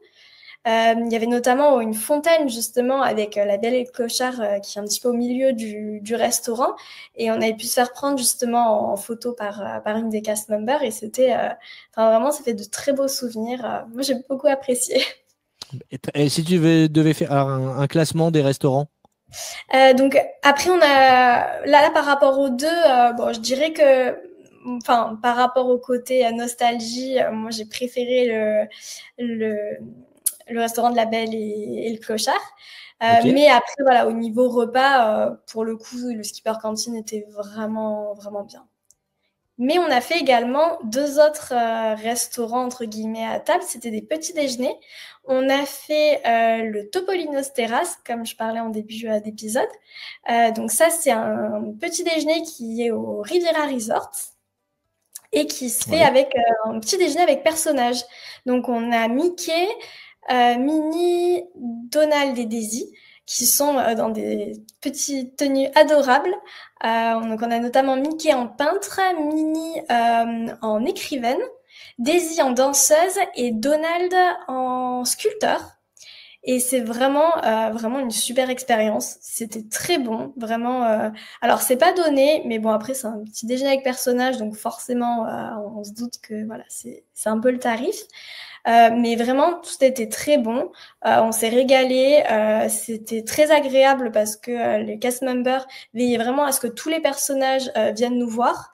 Quand on arrive, on recevait justement une petite carte avec la signature des 4 personnages. Et puis après, voilà, chacun passait justement au cours du repas faire des photos avec nous. C'était vraiment un très très bon moment. Je pense que ça a été vraiment mon coup de cœur au niveau des restaurants. Et du coup, c'est pas un buffet, c'est vraiment, entre guillemets, on choisit un plat dans la carte et on nous apporte ce plat. En plus d'un seau de viennoiserie, justement, et de petits gâteaux. Oui, parce que c'est vrai, tu fais bien de dire un seau de viennoiserie, parce que oui. Quand on est aux États-Unis, on peut être parfois surpris dans les restaurants, mais c'est vrai que c'est l'opulence. Hein. Ils regardent pas sur la quantité et pour le coup, vaut mieux le faire en brunch, ce restaurant-là, plutôt que tôt le matin. Histoire de t'ouvrir un petit peu l'appétit et de rentabiliser parce que les quantités sont importantes. Tout à fait. Et c'est très bien thématisé. Par exemple, on a le couteau pour servir le beurre qui est en forme justement de pinceau. Le seau de viennoiserie, justement, on voit qu'il y a un peu de la peinture, entre guillemets, qui dégouline du seau. Donc, en fait, c'est vraiment tout est dans la thématique et c'est vraiment génial. Enfin, j'ai vraiment adoré. C'est le souci du détail. Hein.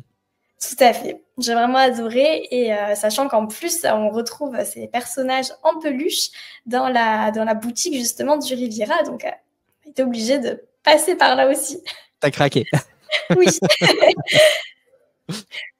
C'est un souvenir. Il faut garder des souvenirs. Mais oui, les souvenirs, c'est dans la tête. Mais c'est vrai que, de toute façon, aussi, voilà. vous le voyez derrière nous. On a aussi quelques souvenirs ramenés des parcs. Évidemment. Et le dernier oui, vas-y. Qu'on a fait, du coup, c'était un autre petit déjeuner qu'on a fait. C'était à Animal Kingdom, le Tusker House. Du coup, qu'on a aussi fait en petit déjeuner avec personnages. Et pareil, c'était très sympa.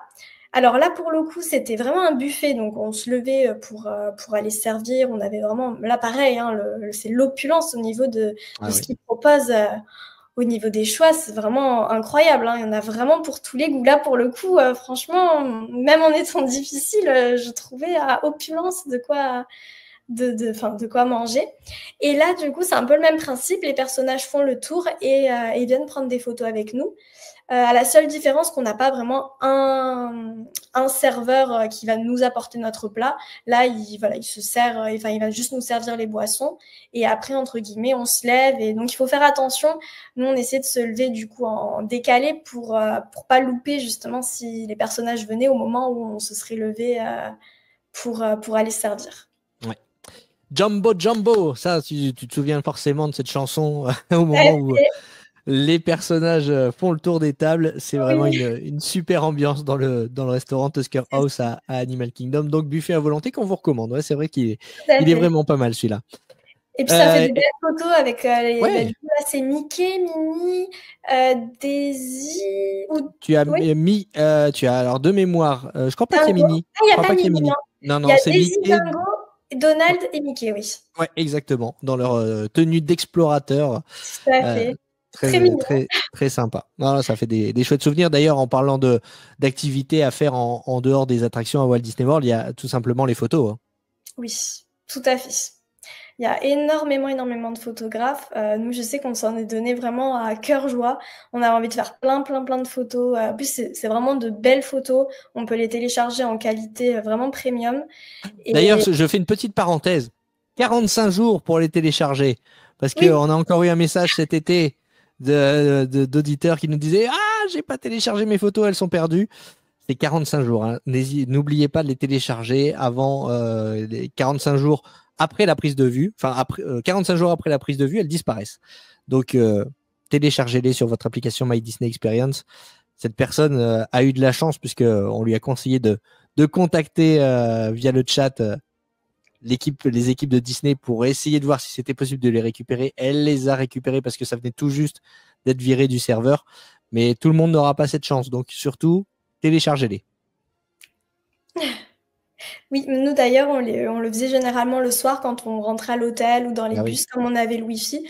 On en profitait, on téléchargeait et ça permettait de les envoyer à notre famille pour leur montrer jour après jour parce que c'est vrai que vu qu'on a fait, je pense, quasiment tous les spots photos possibles et inimaginables. Tu sais combien tu en as eu à la fin du séjour de photos? Il faudrait que je regarde.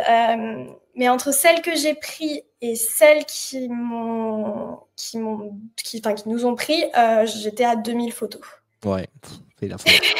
C'est la folie.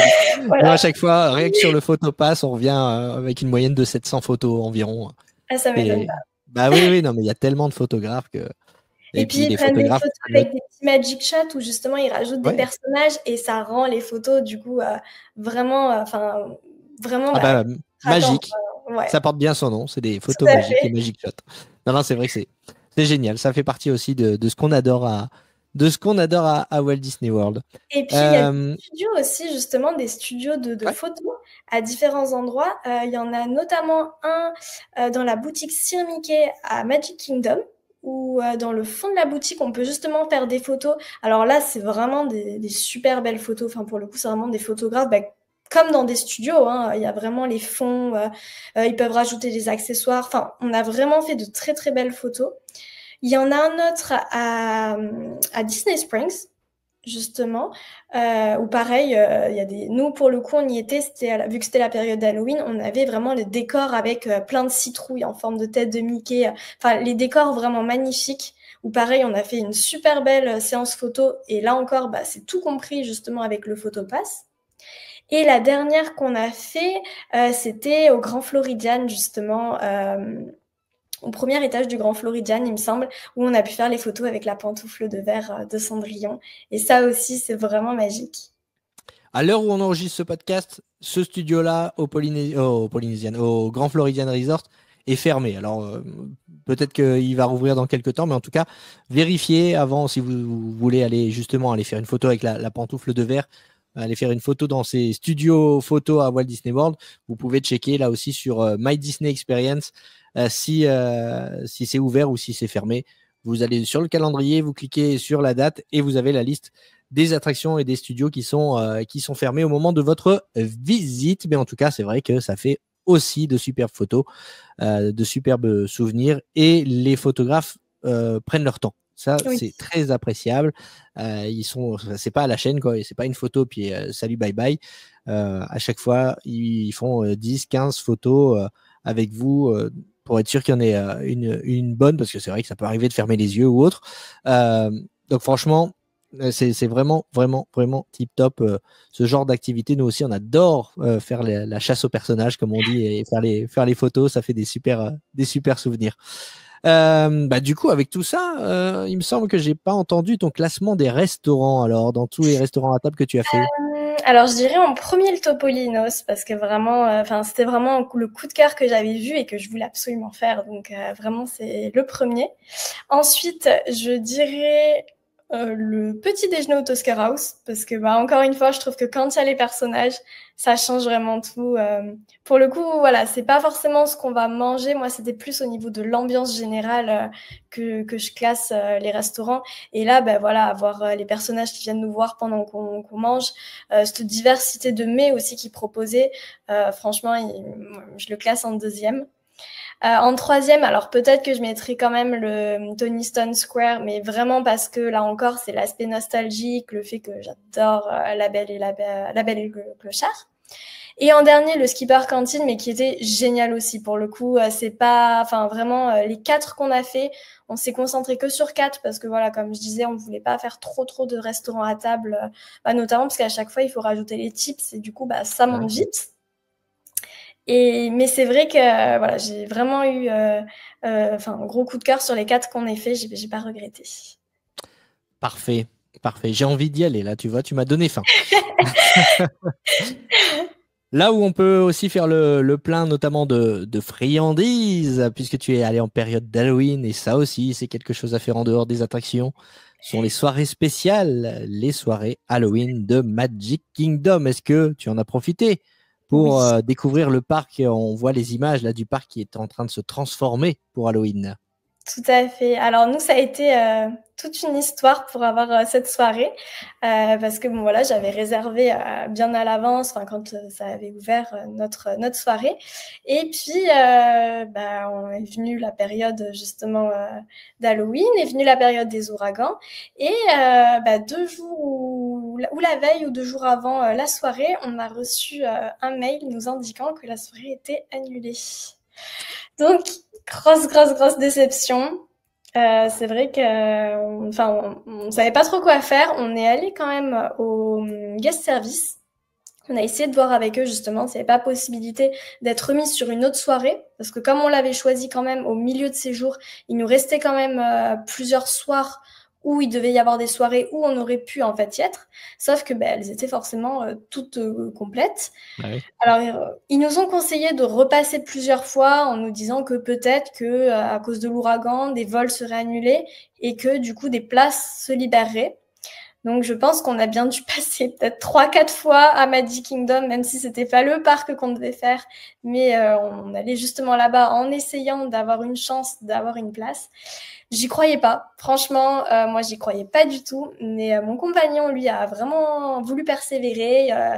Et du coup, à force d'y aller, à un moment donné, ils nous ont trouvé une place pour être replacés sur une autre soirée. Donc, on a pu faire cette soirée. Donc, toujours persévérer. Il y a toujours la magie Disney quelque part. Exactement.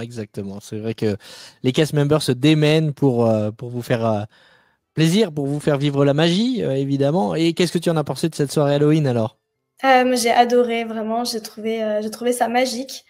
Déjà, le fait de rentrer, vu que justement le parc ouvre à partir de 16h, si je dis pas de bêtises, pour les personnes avec justement le billet de la soirée Halloween, parce que c'est voilà un billet à part, donc ça fait quand même un sacré montant en plus à rajouter. Je pense notamment si on est en famille avec des enfants, je pense que la note doit être quand même assez salée. Bon, nous déjà à 2, c'était quand même assez cher, sachant que le tarif avait monté au moment où on a dû se replacer sur la deuxième soirée, donc on avait dû payer en plus un supplément parce que forcément, ouais, on avait dû payer un supplément. Mais bon, ça valait le coup. Pour le coup, c'était vraiment super. Il y a, le parc est vraiment redécoré. Les spectacles sont super. On peut faire des rencontres personnages exclusives et vraiment. J'ai adoré. J'ai pu notamment faire la photo avec Winnie et ses amis qui étaient tous déguisés justement pour Halloween. C'est vraiment une photo super sympa. On a aussi Mickey en tenue du coup de magicien ou sorcier, oui. Oui. Et on a pu notamment voir Ariel et son prince, pareil, avec Eric, ce qui est quand même assez rare. On a pu faire la photo exclusive aussi avec Minnie, Daisy et Donald. Justement, l'année dernière, ils avaient vraiment une nouvelle tenue exclusive et on a pu la faire aussi. Mais bon, c'est vrai que voilà, après, il y a beaucoup de monde quand même si c'est des soirées exclusives, il y a beaucoup de monde qui attend, notamment pour les rencontres personnages. Mais ça donne vraiment une ambiance super parce que, comme on le voit sur les images, hein, tous les guests sont globalement tous déguisés, justement. C'est un peu le seul moment où les adultes peuvent venir déguiser au parc. Et ça rend vraiment, ça donne une ambiance vraiment magique dans le parc, hein, vraiment. C'est super chouette. Il y a la possibilité, comme tu disais, de récupérer un petit peu des bonbons, un petit peu de partout. Et puis ils sont extrêmement généreux. Ils donnent des quantités. Non, vraiment, c'est super. On a vu les parades aussi. Donc, il y avait une toute petite parade au début. On a été un peu déçus parce qu'on s'est dit, oula, c'est que ça. Mais non, plus tard, après, on a eu la vraie parade, justement, qui, pour le coup, était super belle. On n'a pas trop pu voir le feu d'artifice parce qu'on a un peu privilégié du coup les rencontres personnages et on était en file d'attente au moment où il y a eu le feu d'artifice. Et comme c'était trop tard pour qu'on puisse bien se placer, on s'est dit bon tant pis, on loupe. Sachant que le soir où on avait été au Polynesian, on avait pu le voir quand même de loin. Ouais. Donc on avait quand même eu un bel séance aperçu. de rattrapage. Voilà, tout à fait. Et non, c'est vraiment super. Il y a là aussi, il y a encore une fois du merchandising exclusif justement pendant cette soirée avec les popcorn buckets. Enfin voilà, ça c'est aussi, ça fait vraiment partie en fait de la magie, des souvenirs qu'on peut ramener. Et non, j'ai vraiment beaucoup apprécié cette soirée. J'ai pu en plus en profiter pour faire Tron. Parce que pour le coup, il y a souvent beaucoup de monde. Et là, en fin de soirée, justement, il y avait beaucoup moins de monde et j'ai pu faire l'attraction. Donc non, vraiment, j'ai adoré cette soirée. Même si elle commençait un peu mal parce qu'on est arrivé et on s'est pris des rinces et des rinces d'eau. On était complètement trempés et on s'est dit mais on va pas du tout pouvoir en profiter. Enfin, on est maudits sur cette soirée. Et puis encore une fois, la magie Disney a enlevé les nuages et on a pu vraiment profiter de tout le reste de la soirée au sec avec les magnifiques feux d'artifice, parades, personnages. Trop bien. Puisqu'on est dans le point météo de cet épisode, alors parle-nous de cet ouragan. Il a fortement perturbé votre séjour ou finalement tout est bien rodé à Disney? Alors, je dirais que ça allait, c'était très bien géré. Déjà, la soirée Halloween, du coup, avait été annulée. Mais au final, ça avait pas été... Enfin, en tout cas, à Orlando, au niveau de Walt Disney World, l'ouragan avait pas fait tant de dégâts que ça. Pour le coup, il y en a eu un autre après notre départ qui, lui, a été beaucoup plus méchant, où il y a eu beaucoup plus de dégâts. Hein. Celui où on y était, la période où on y était, on va dire que ça allait. Ça a été plutôt des précautions, mais au final, rien de bien méchant. On n'a pas eu de journée de parc annulée. Ça a vraiment été que cette soirée Halloween. Le Skyliner fonctionnait quand même. D'ailleurs, on a eu la bonne ou mauvaise idée, en tout cas, de le prendre ce soir-là. Donc, on a vraiment l'impression d'être sur une attraction pour le coup. Hein, on n'était pas rassurés. Mais voilà, ça a été une belle tempête comme on pourra avoir en France.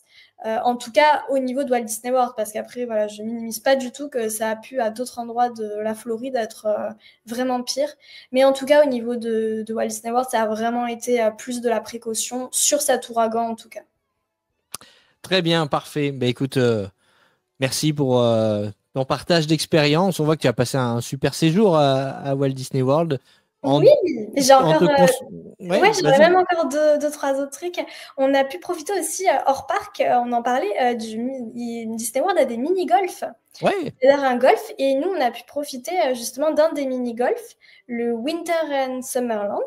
qui justement, qui est toute sur une thématique justement que le Père Noël serait atterri en Floride et justement, voilà, ça mélange en fait la magie de Noël avec la chaleur floridienne et justement des paysages un petit peu aussi enneigés, ce qui est assez rigolo quand il fait 35 degrés et que justement on est en train de faire un mini-golf au milieu de montagnes enneigées du Père Noël. Ça c'est pareil, c'était une expérience qui était comprise dans nos billets et c'était vraiment génial, ça faisait une parenthèse super.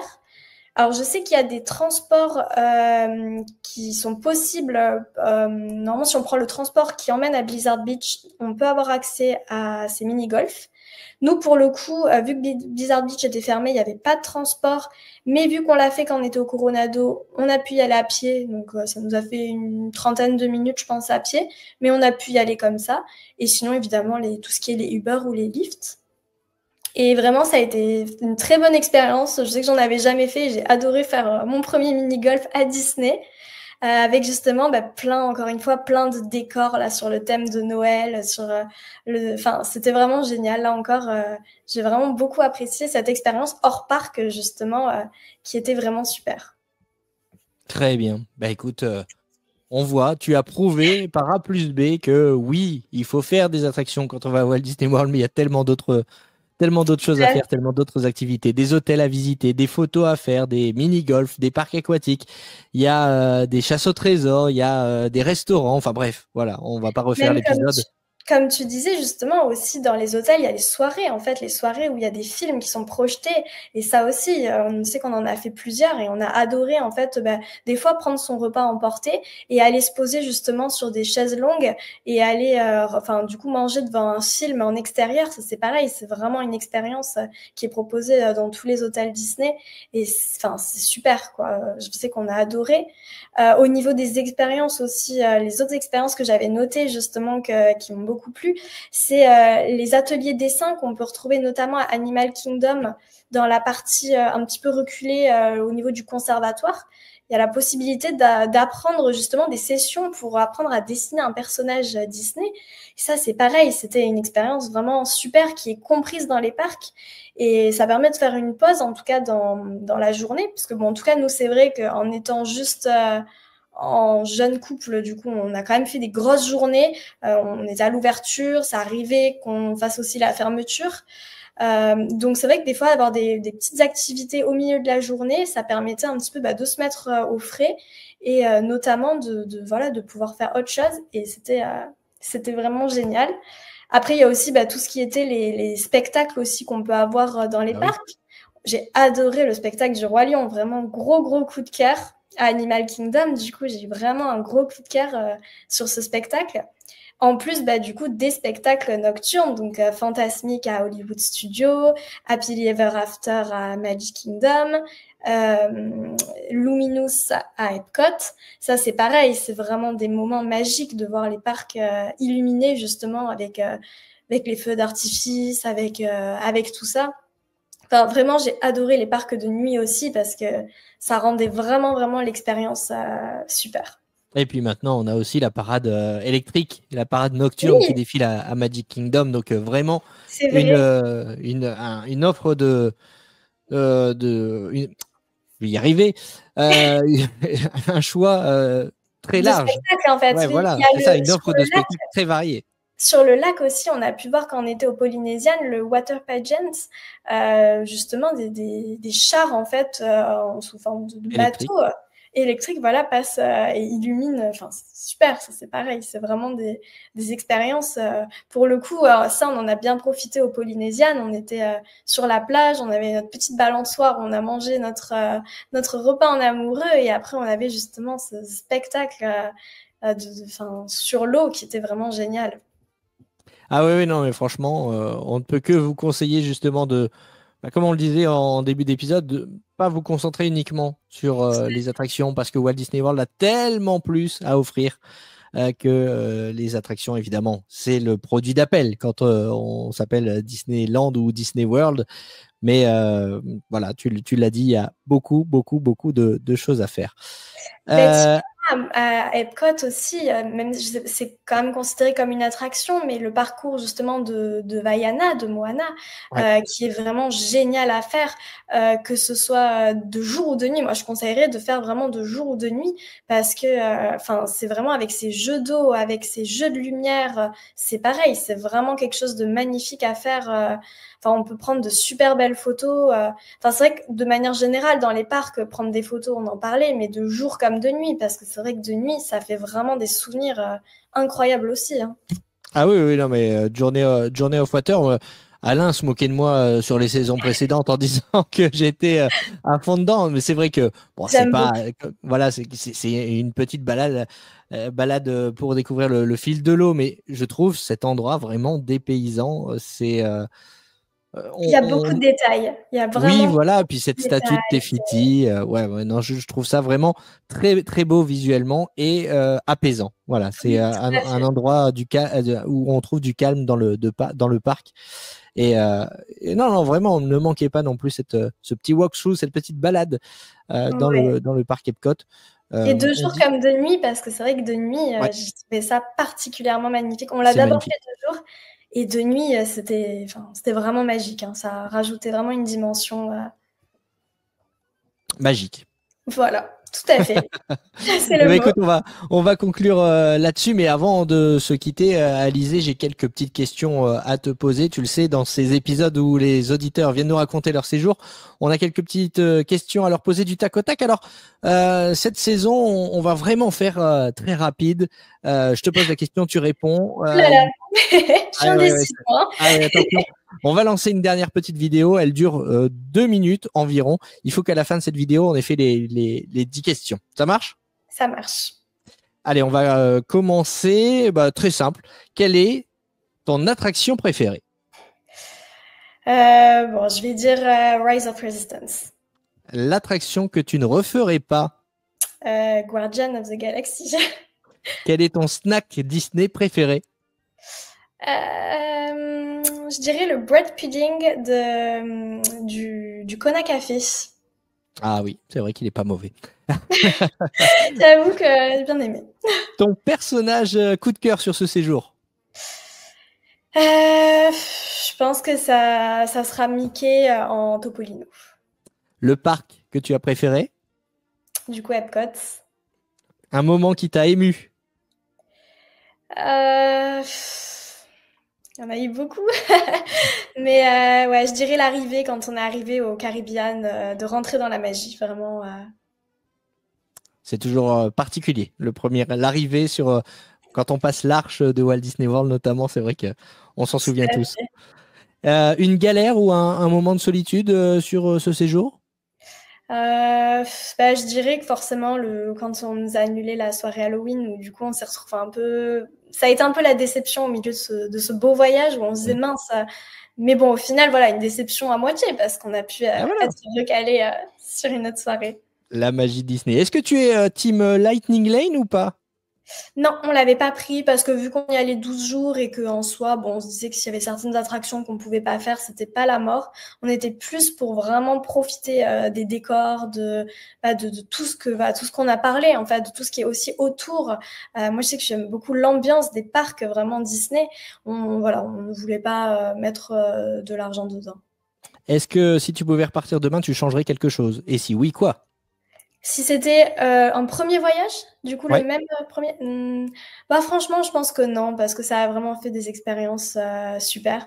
Alors peut-être effectivement on aurait peut-être pris le jour où on s'est pris la rince, peut-être que si on avait pensé à prendre des rechanges ce soir-là, vu que c'était pas annoncé, c'est vrai qu'on s'est fait avoir, on s'est dit ah c'est bon c'est une soirée, alors que tous les jours on prenait des rechanges au cas où. C'est Et toujours là on comme l'a ça. pas pris, voilà. Et j'avoue que là, peut-être que j'aurais prévu, parce que bon, du coup, mon copain avait attrapé un peu froid ce soir-là, parce que Dans les enfin, bus, dans les bus et d'ailleurs dans tout ce qui est les, restaurant ou les les boutiques, boutiques. la clim est à fond, et vraiment à fond. Et c'est vrai que quand on est mouillé, c'est vite problématique parce que voilà, il faut vraiment penser toujours. Je sais que j'avais pris le conseil comme quoi il fallait avoir toujours un foulard et une veste, et ça nous a extrêmement servi. Effectivement, avoir des rechanges, j'avoue que ça aurait pu être une bonne idée ce jour-là aussi. Mais voilà, globalement, je dirais que ça serait ça. Et si je peux juste me permettre avec quelques autres petits conseils que j'avais notés. Et ben justement, tu sais quoi, c'est voilà. la dernière question. Parfait. Quels sont les conseils que tu pourrais donner aux futurs voyageurs? Alors, du coup, j'en avais noté quelques-uns. J'avais mis notamment les bas de contention pour l'avion. Moi, je conseille. Alors, bon, je suis pharmacienne, donc peut-être que c'est un peu, on pourrait se dire que c'est pas forcément, c'est un peu intéressé. Mais c'est vrai que les bas de contention, même en étant jeune, nous, ça nous a beaucoup aidé. On était bien contents de les avoir, notamment au retour. Donc, c'est vrai que même sans avoir de soucis, je pense que même des personnes jeunes peuvent en mettre. Et en tout cas, nous, on était bien contents de les avoir. Après, de prendre des sacs imperméables aussi. Nous, on avait investi avant de partir et effectivement, on a trouvé ça vraiment hyper utile parce que en Floride, notamment la période où on y était, il y a facilement des petites rinces et avoir ses affaires au sec, c'était franchement une super bonne idée. Donc ça aussi, conseil. Avoir toujours un kawaii sur soi, une serviette, mais bon, ça, je sais que c'est souvent recommandé dans les podcasts et je confirme. Prendre aussi des pansements pour les ampoules parce que c'est vrai qu'on n'avait pas forcément prévu et mon compagnon a eu pas mal d'ampoules au niveau. On marche beaucoup. Hein. Tout à fait. Et du coup, on est obligé de les acheter sur place, donc forcément, c'est pas le même prix. Et vu que ça pèse rien, franchement, c'est vrai que ça pourrait être un conseil aussi de les prendre en amont. Nous, pour la lessive, on avait aussi prévu, on avait emmené des feuilles de lessive. Du coup, c'est hyper léger et ça permet de pouvoir faire sa lessive sans avoir à l'acheter en fait sur place. On a juste à payer, on va dire, le cycle, la machine à laver, mais on n'a pas besoin d'acheter du coup la lessive en plus. À avoir justement ces petites feuilles, ça pèse rien du tout. Donc ça, c'est pareil, je recommanderais, même pour d'autres voyages. Je pense que je connaissais pas du tout et j'avais trouvé l'info à un endroit et on avait trouvé ça vraiment super. Pour les virtual queues, je sais pas s'il y en a qui utilisent des VPN. Moi, c'était mon cas. Et c'est vrai qu'il faut retirer le VPN pour avoir accès à la virtual queue.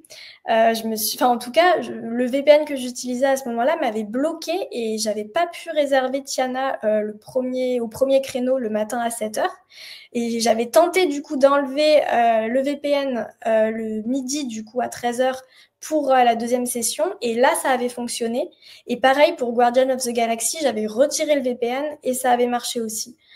Donc, je ne sais pas si ça peut avoir un lien, mais en tout cas, au cas où, ça peut peut-être être un petit tips.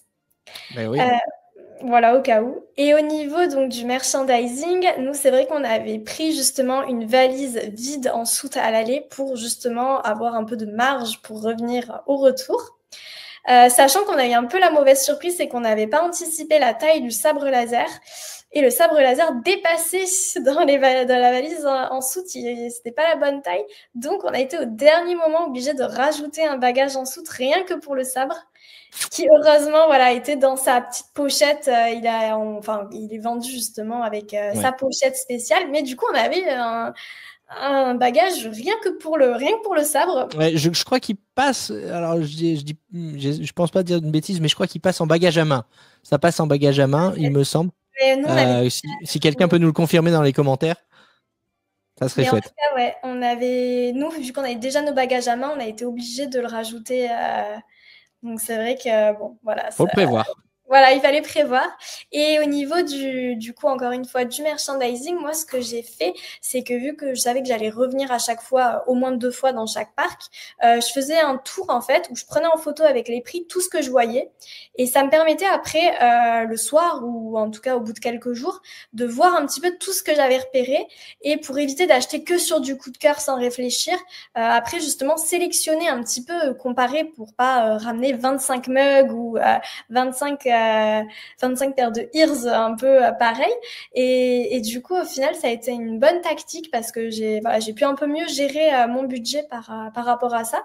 Donc c'est vrai que c'est quelque chose que je conseillerais en fait de prendre un petit peu en photo avec les prix et pour après bien se poser, bien prendre le temps de réfléchir si on prend ou pas ça.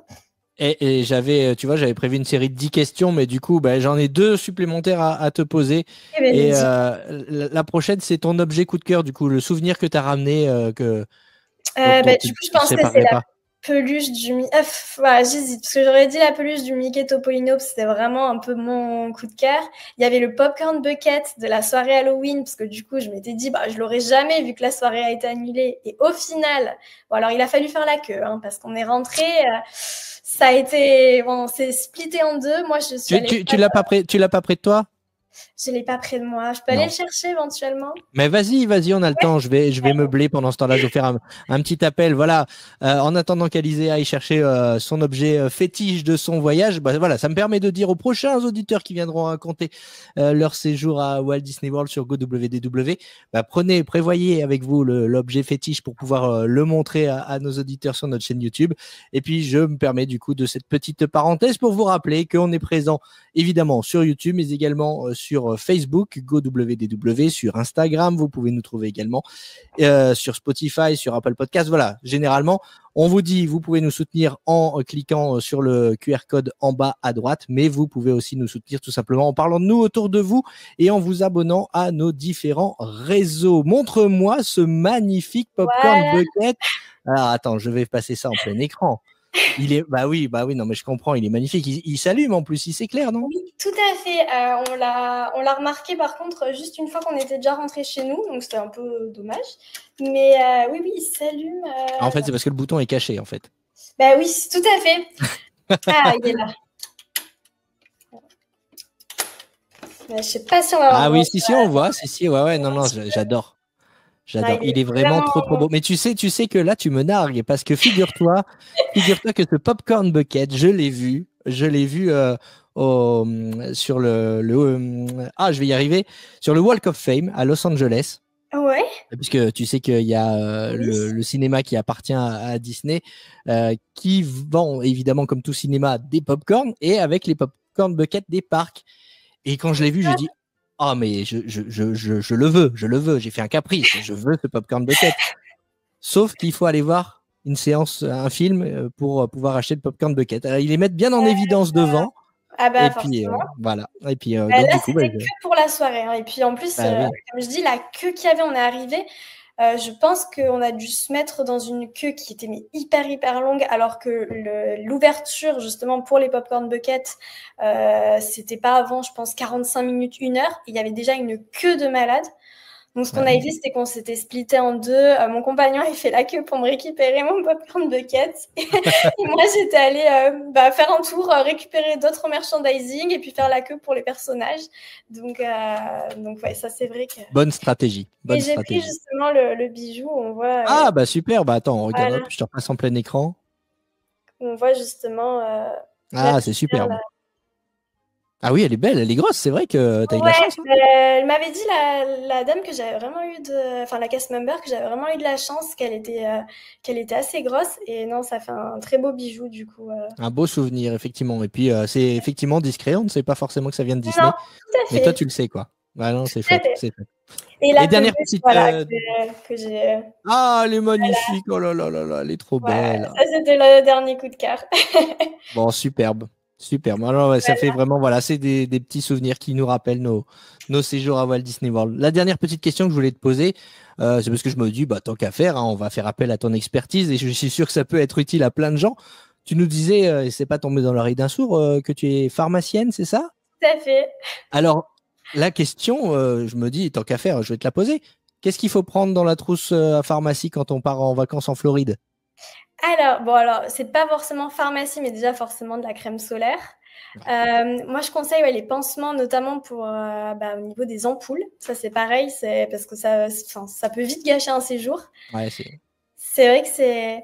Après, il y a toujours, on va dire les choses principales, c'est-à-dire Doliprane, ibuprofène. Après, si on a des médicaments, forcément des médicaments de la vie de tous les jours. D'ailleurs, je sais que sur certains médicaments, ça peut être bon à savoir, mais sur certains médicaments qu'on prend de façon chronique, il faut justement demander à son médecin d'avoir une double d'ordonnance en anglais, parce que des fois, ils peuvent être embêtants au niveau des douanes. Voilà, Okay. Ça, je sais que ça dépend de certaines molécules. Du coup, se renseigner si jamais on a un traitement assez lourd ou assez important qu'il faudrait pas qu'on interrompe. De penser, c'est tout bête, mais du coup, si le médecin il peut faire l'ordonnance en double en anglais, c'est toujours mieux. Très bien, parfait. Je dirais que c'est essentiellement voilà, les trucs basiques. Après, si on est sensible au space-fond, ou voilà, on va dire un petit peu. Après, ça dépend un peu de ses sensibilités. Je pense que c'est un peu comme tout voyage. Mais effectivement, bien s'hydrater et la crème solaire. Super. Je te dois combien pour la consultation? 0. Bon, en tout cas, c'était chouette et je suis sûr que ça va servir à plein de monde. En tout cas, que ce soit tes conseils sur le voyage, ton récit de voyage et puis les réponses aux petites questions du tac au tac. C'était un plaisir de t'avoir aujourd'hui. Merci beaucoup, Alizée. Merci à toi, en tout cas, de m'avoir invité. Ça fait longtemps que j'avais envie justement de partager avec toi et avec les auditeurs un petit peu mon expérience, parce que je voulais rendre un petit peu tout ce que j'avais pu apprendre sur le podcast pour préparer vraiment mon voyage en amont, hein, donc plus d'1 an avant. Et vraiment, voilà, tous les conseils, d'avoir différents points de vue aussi, c'est toujours super intéressant parce que on peut s'identifier à différentes personnes en fait en fonction de voilà, si on voyage seul, si on voyage en couple, si on voyage avec des enfants, ce qu'on aime un petit peu. S'il y a justement des personnes qui sont plus fans d'attractions, fans de coasters, elles vont peut-être plus correspondre en tout cas à d'autres personnes qui sont venues justement partager leur expérience, alors que d'autres qui vont être peut-être plus contemplatifs, plus parcs justement thématiques, vont peut-être plus se reconnaître en moi. Donc je suis contente si j'ai pu en tout cas en aider certains, ou en tout cas faire plonger un petit peu dans la magie de Disney. Oui, je te confirme. J'ai moi-même été plongé dans la magie. Et si vous aussi, vous voulez faire rêver d'autres futurs voyageurs et venir raconter votre séjour, n'hésitez pas à aller sur gowdw.fr et vous cliquez sur la rubrique participer au podcast pour nous envoyer votre candidature. Je vous cache pas qu'on a une liste d'attente qui est longue comme une file pour aller chercher un popcorn bucket lors d'une soirée d'Halloween. Mais voilà, vous serez rajouté sur la liste d'attente et vous pourrez venir raconter votre séjour cette saison ou les prochaines. Merci beaucoup, Alizée. Mais merci à toi et du coup, merci à tous les auditeurs qui ont pris le temps d'écouter. Cet épisode est maintenant terminé. Mais la magie de Walt Disney World continue sur le web. Eh oui, GoWDW, c'est un podcast, mais pas seulement. Vous pouvez aussi nous retrouver sur notre site gowdw.fr.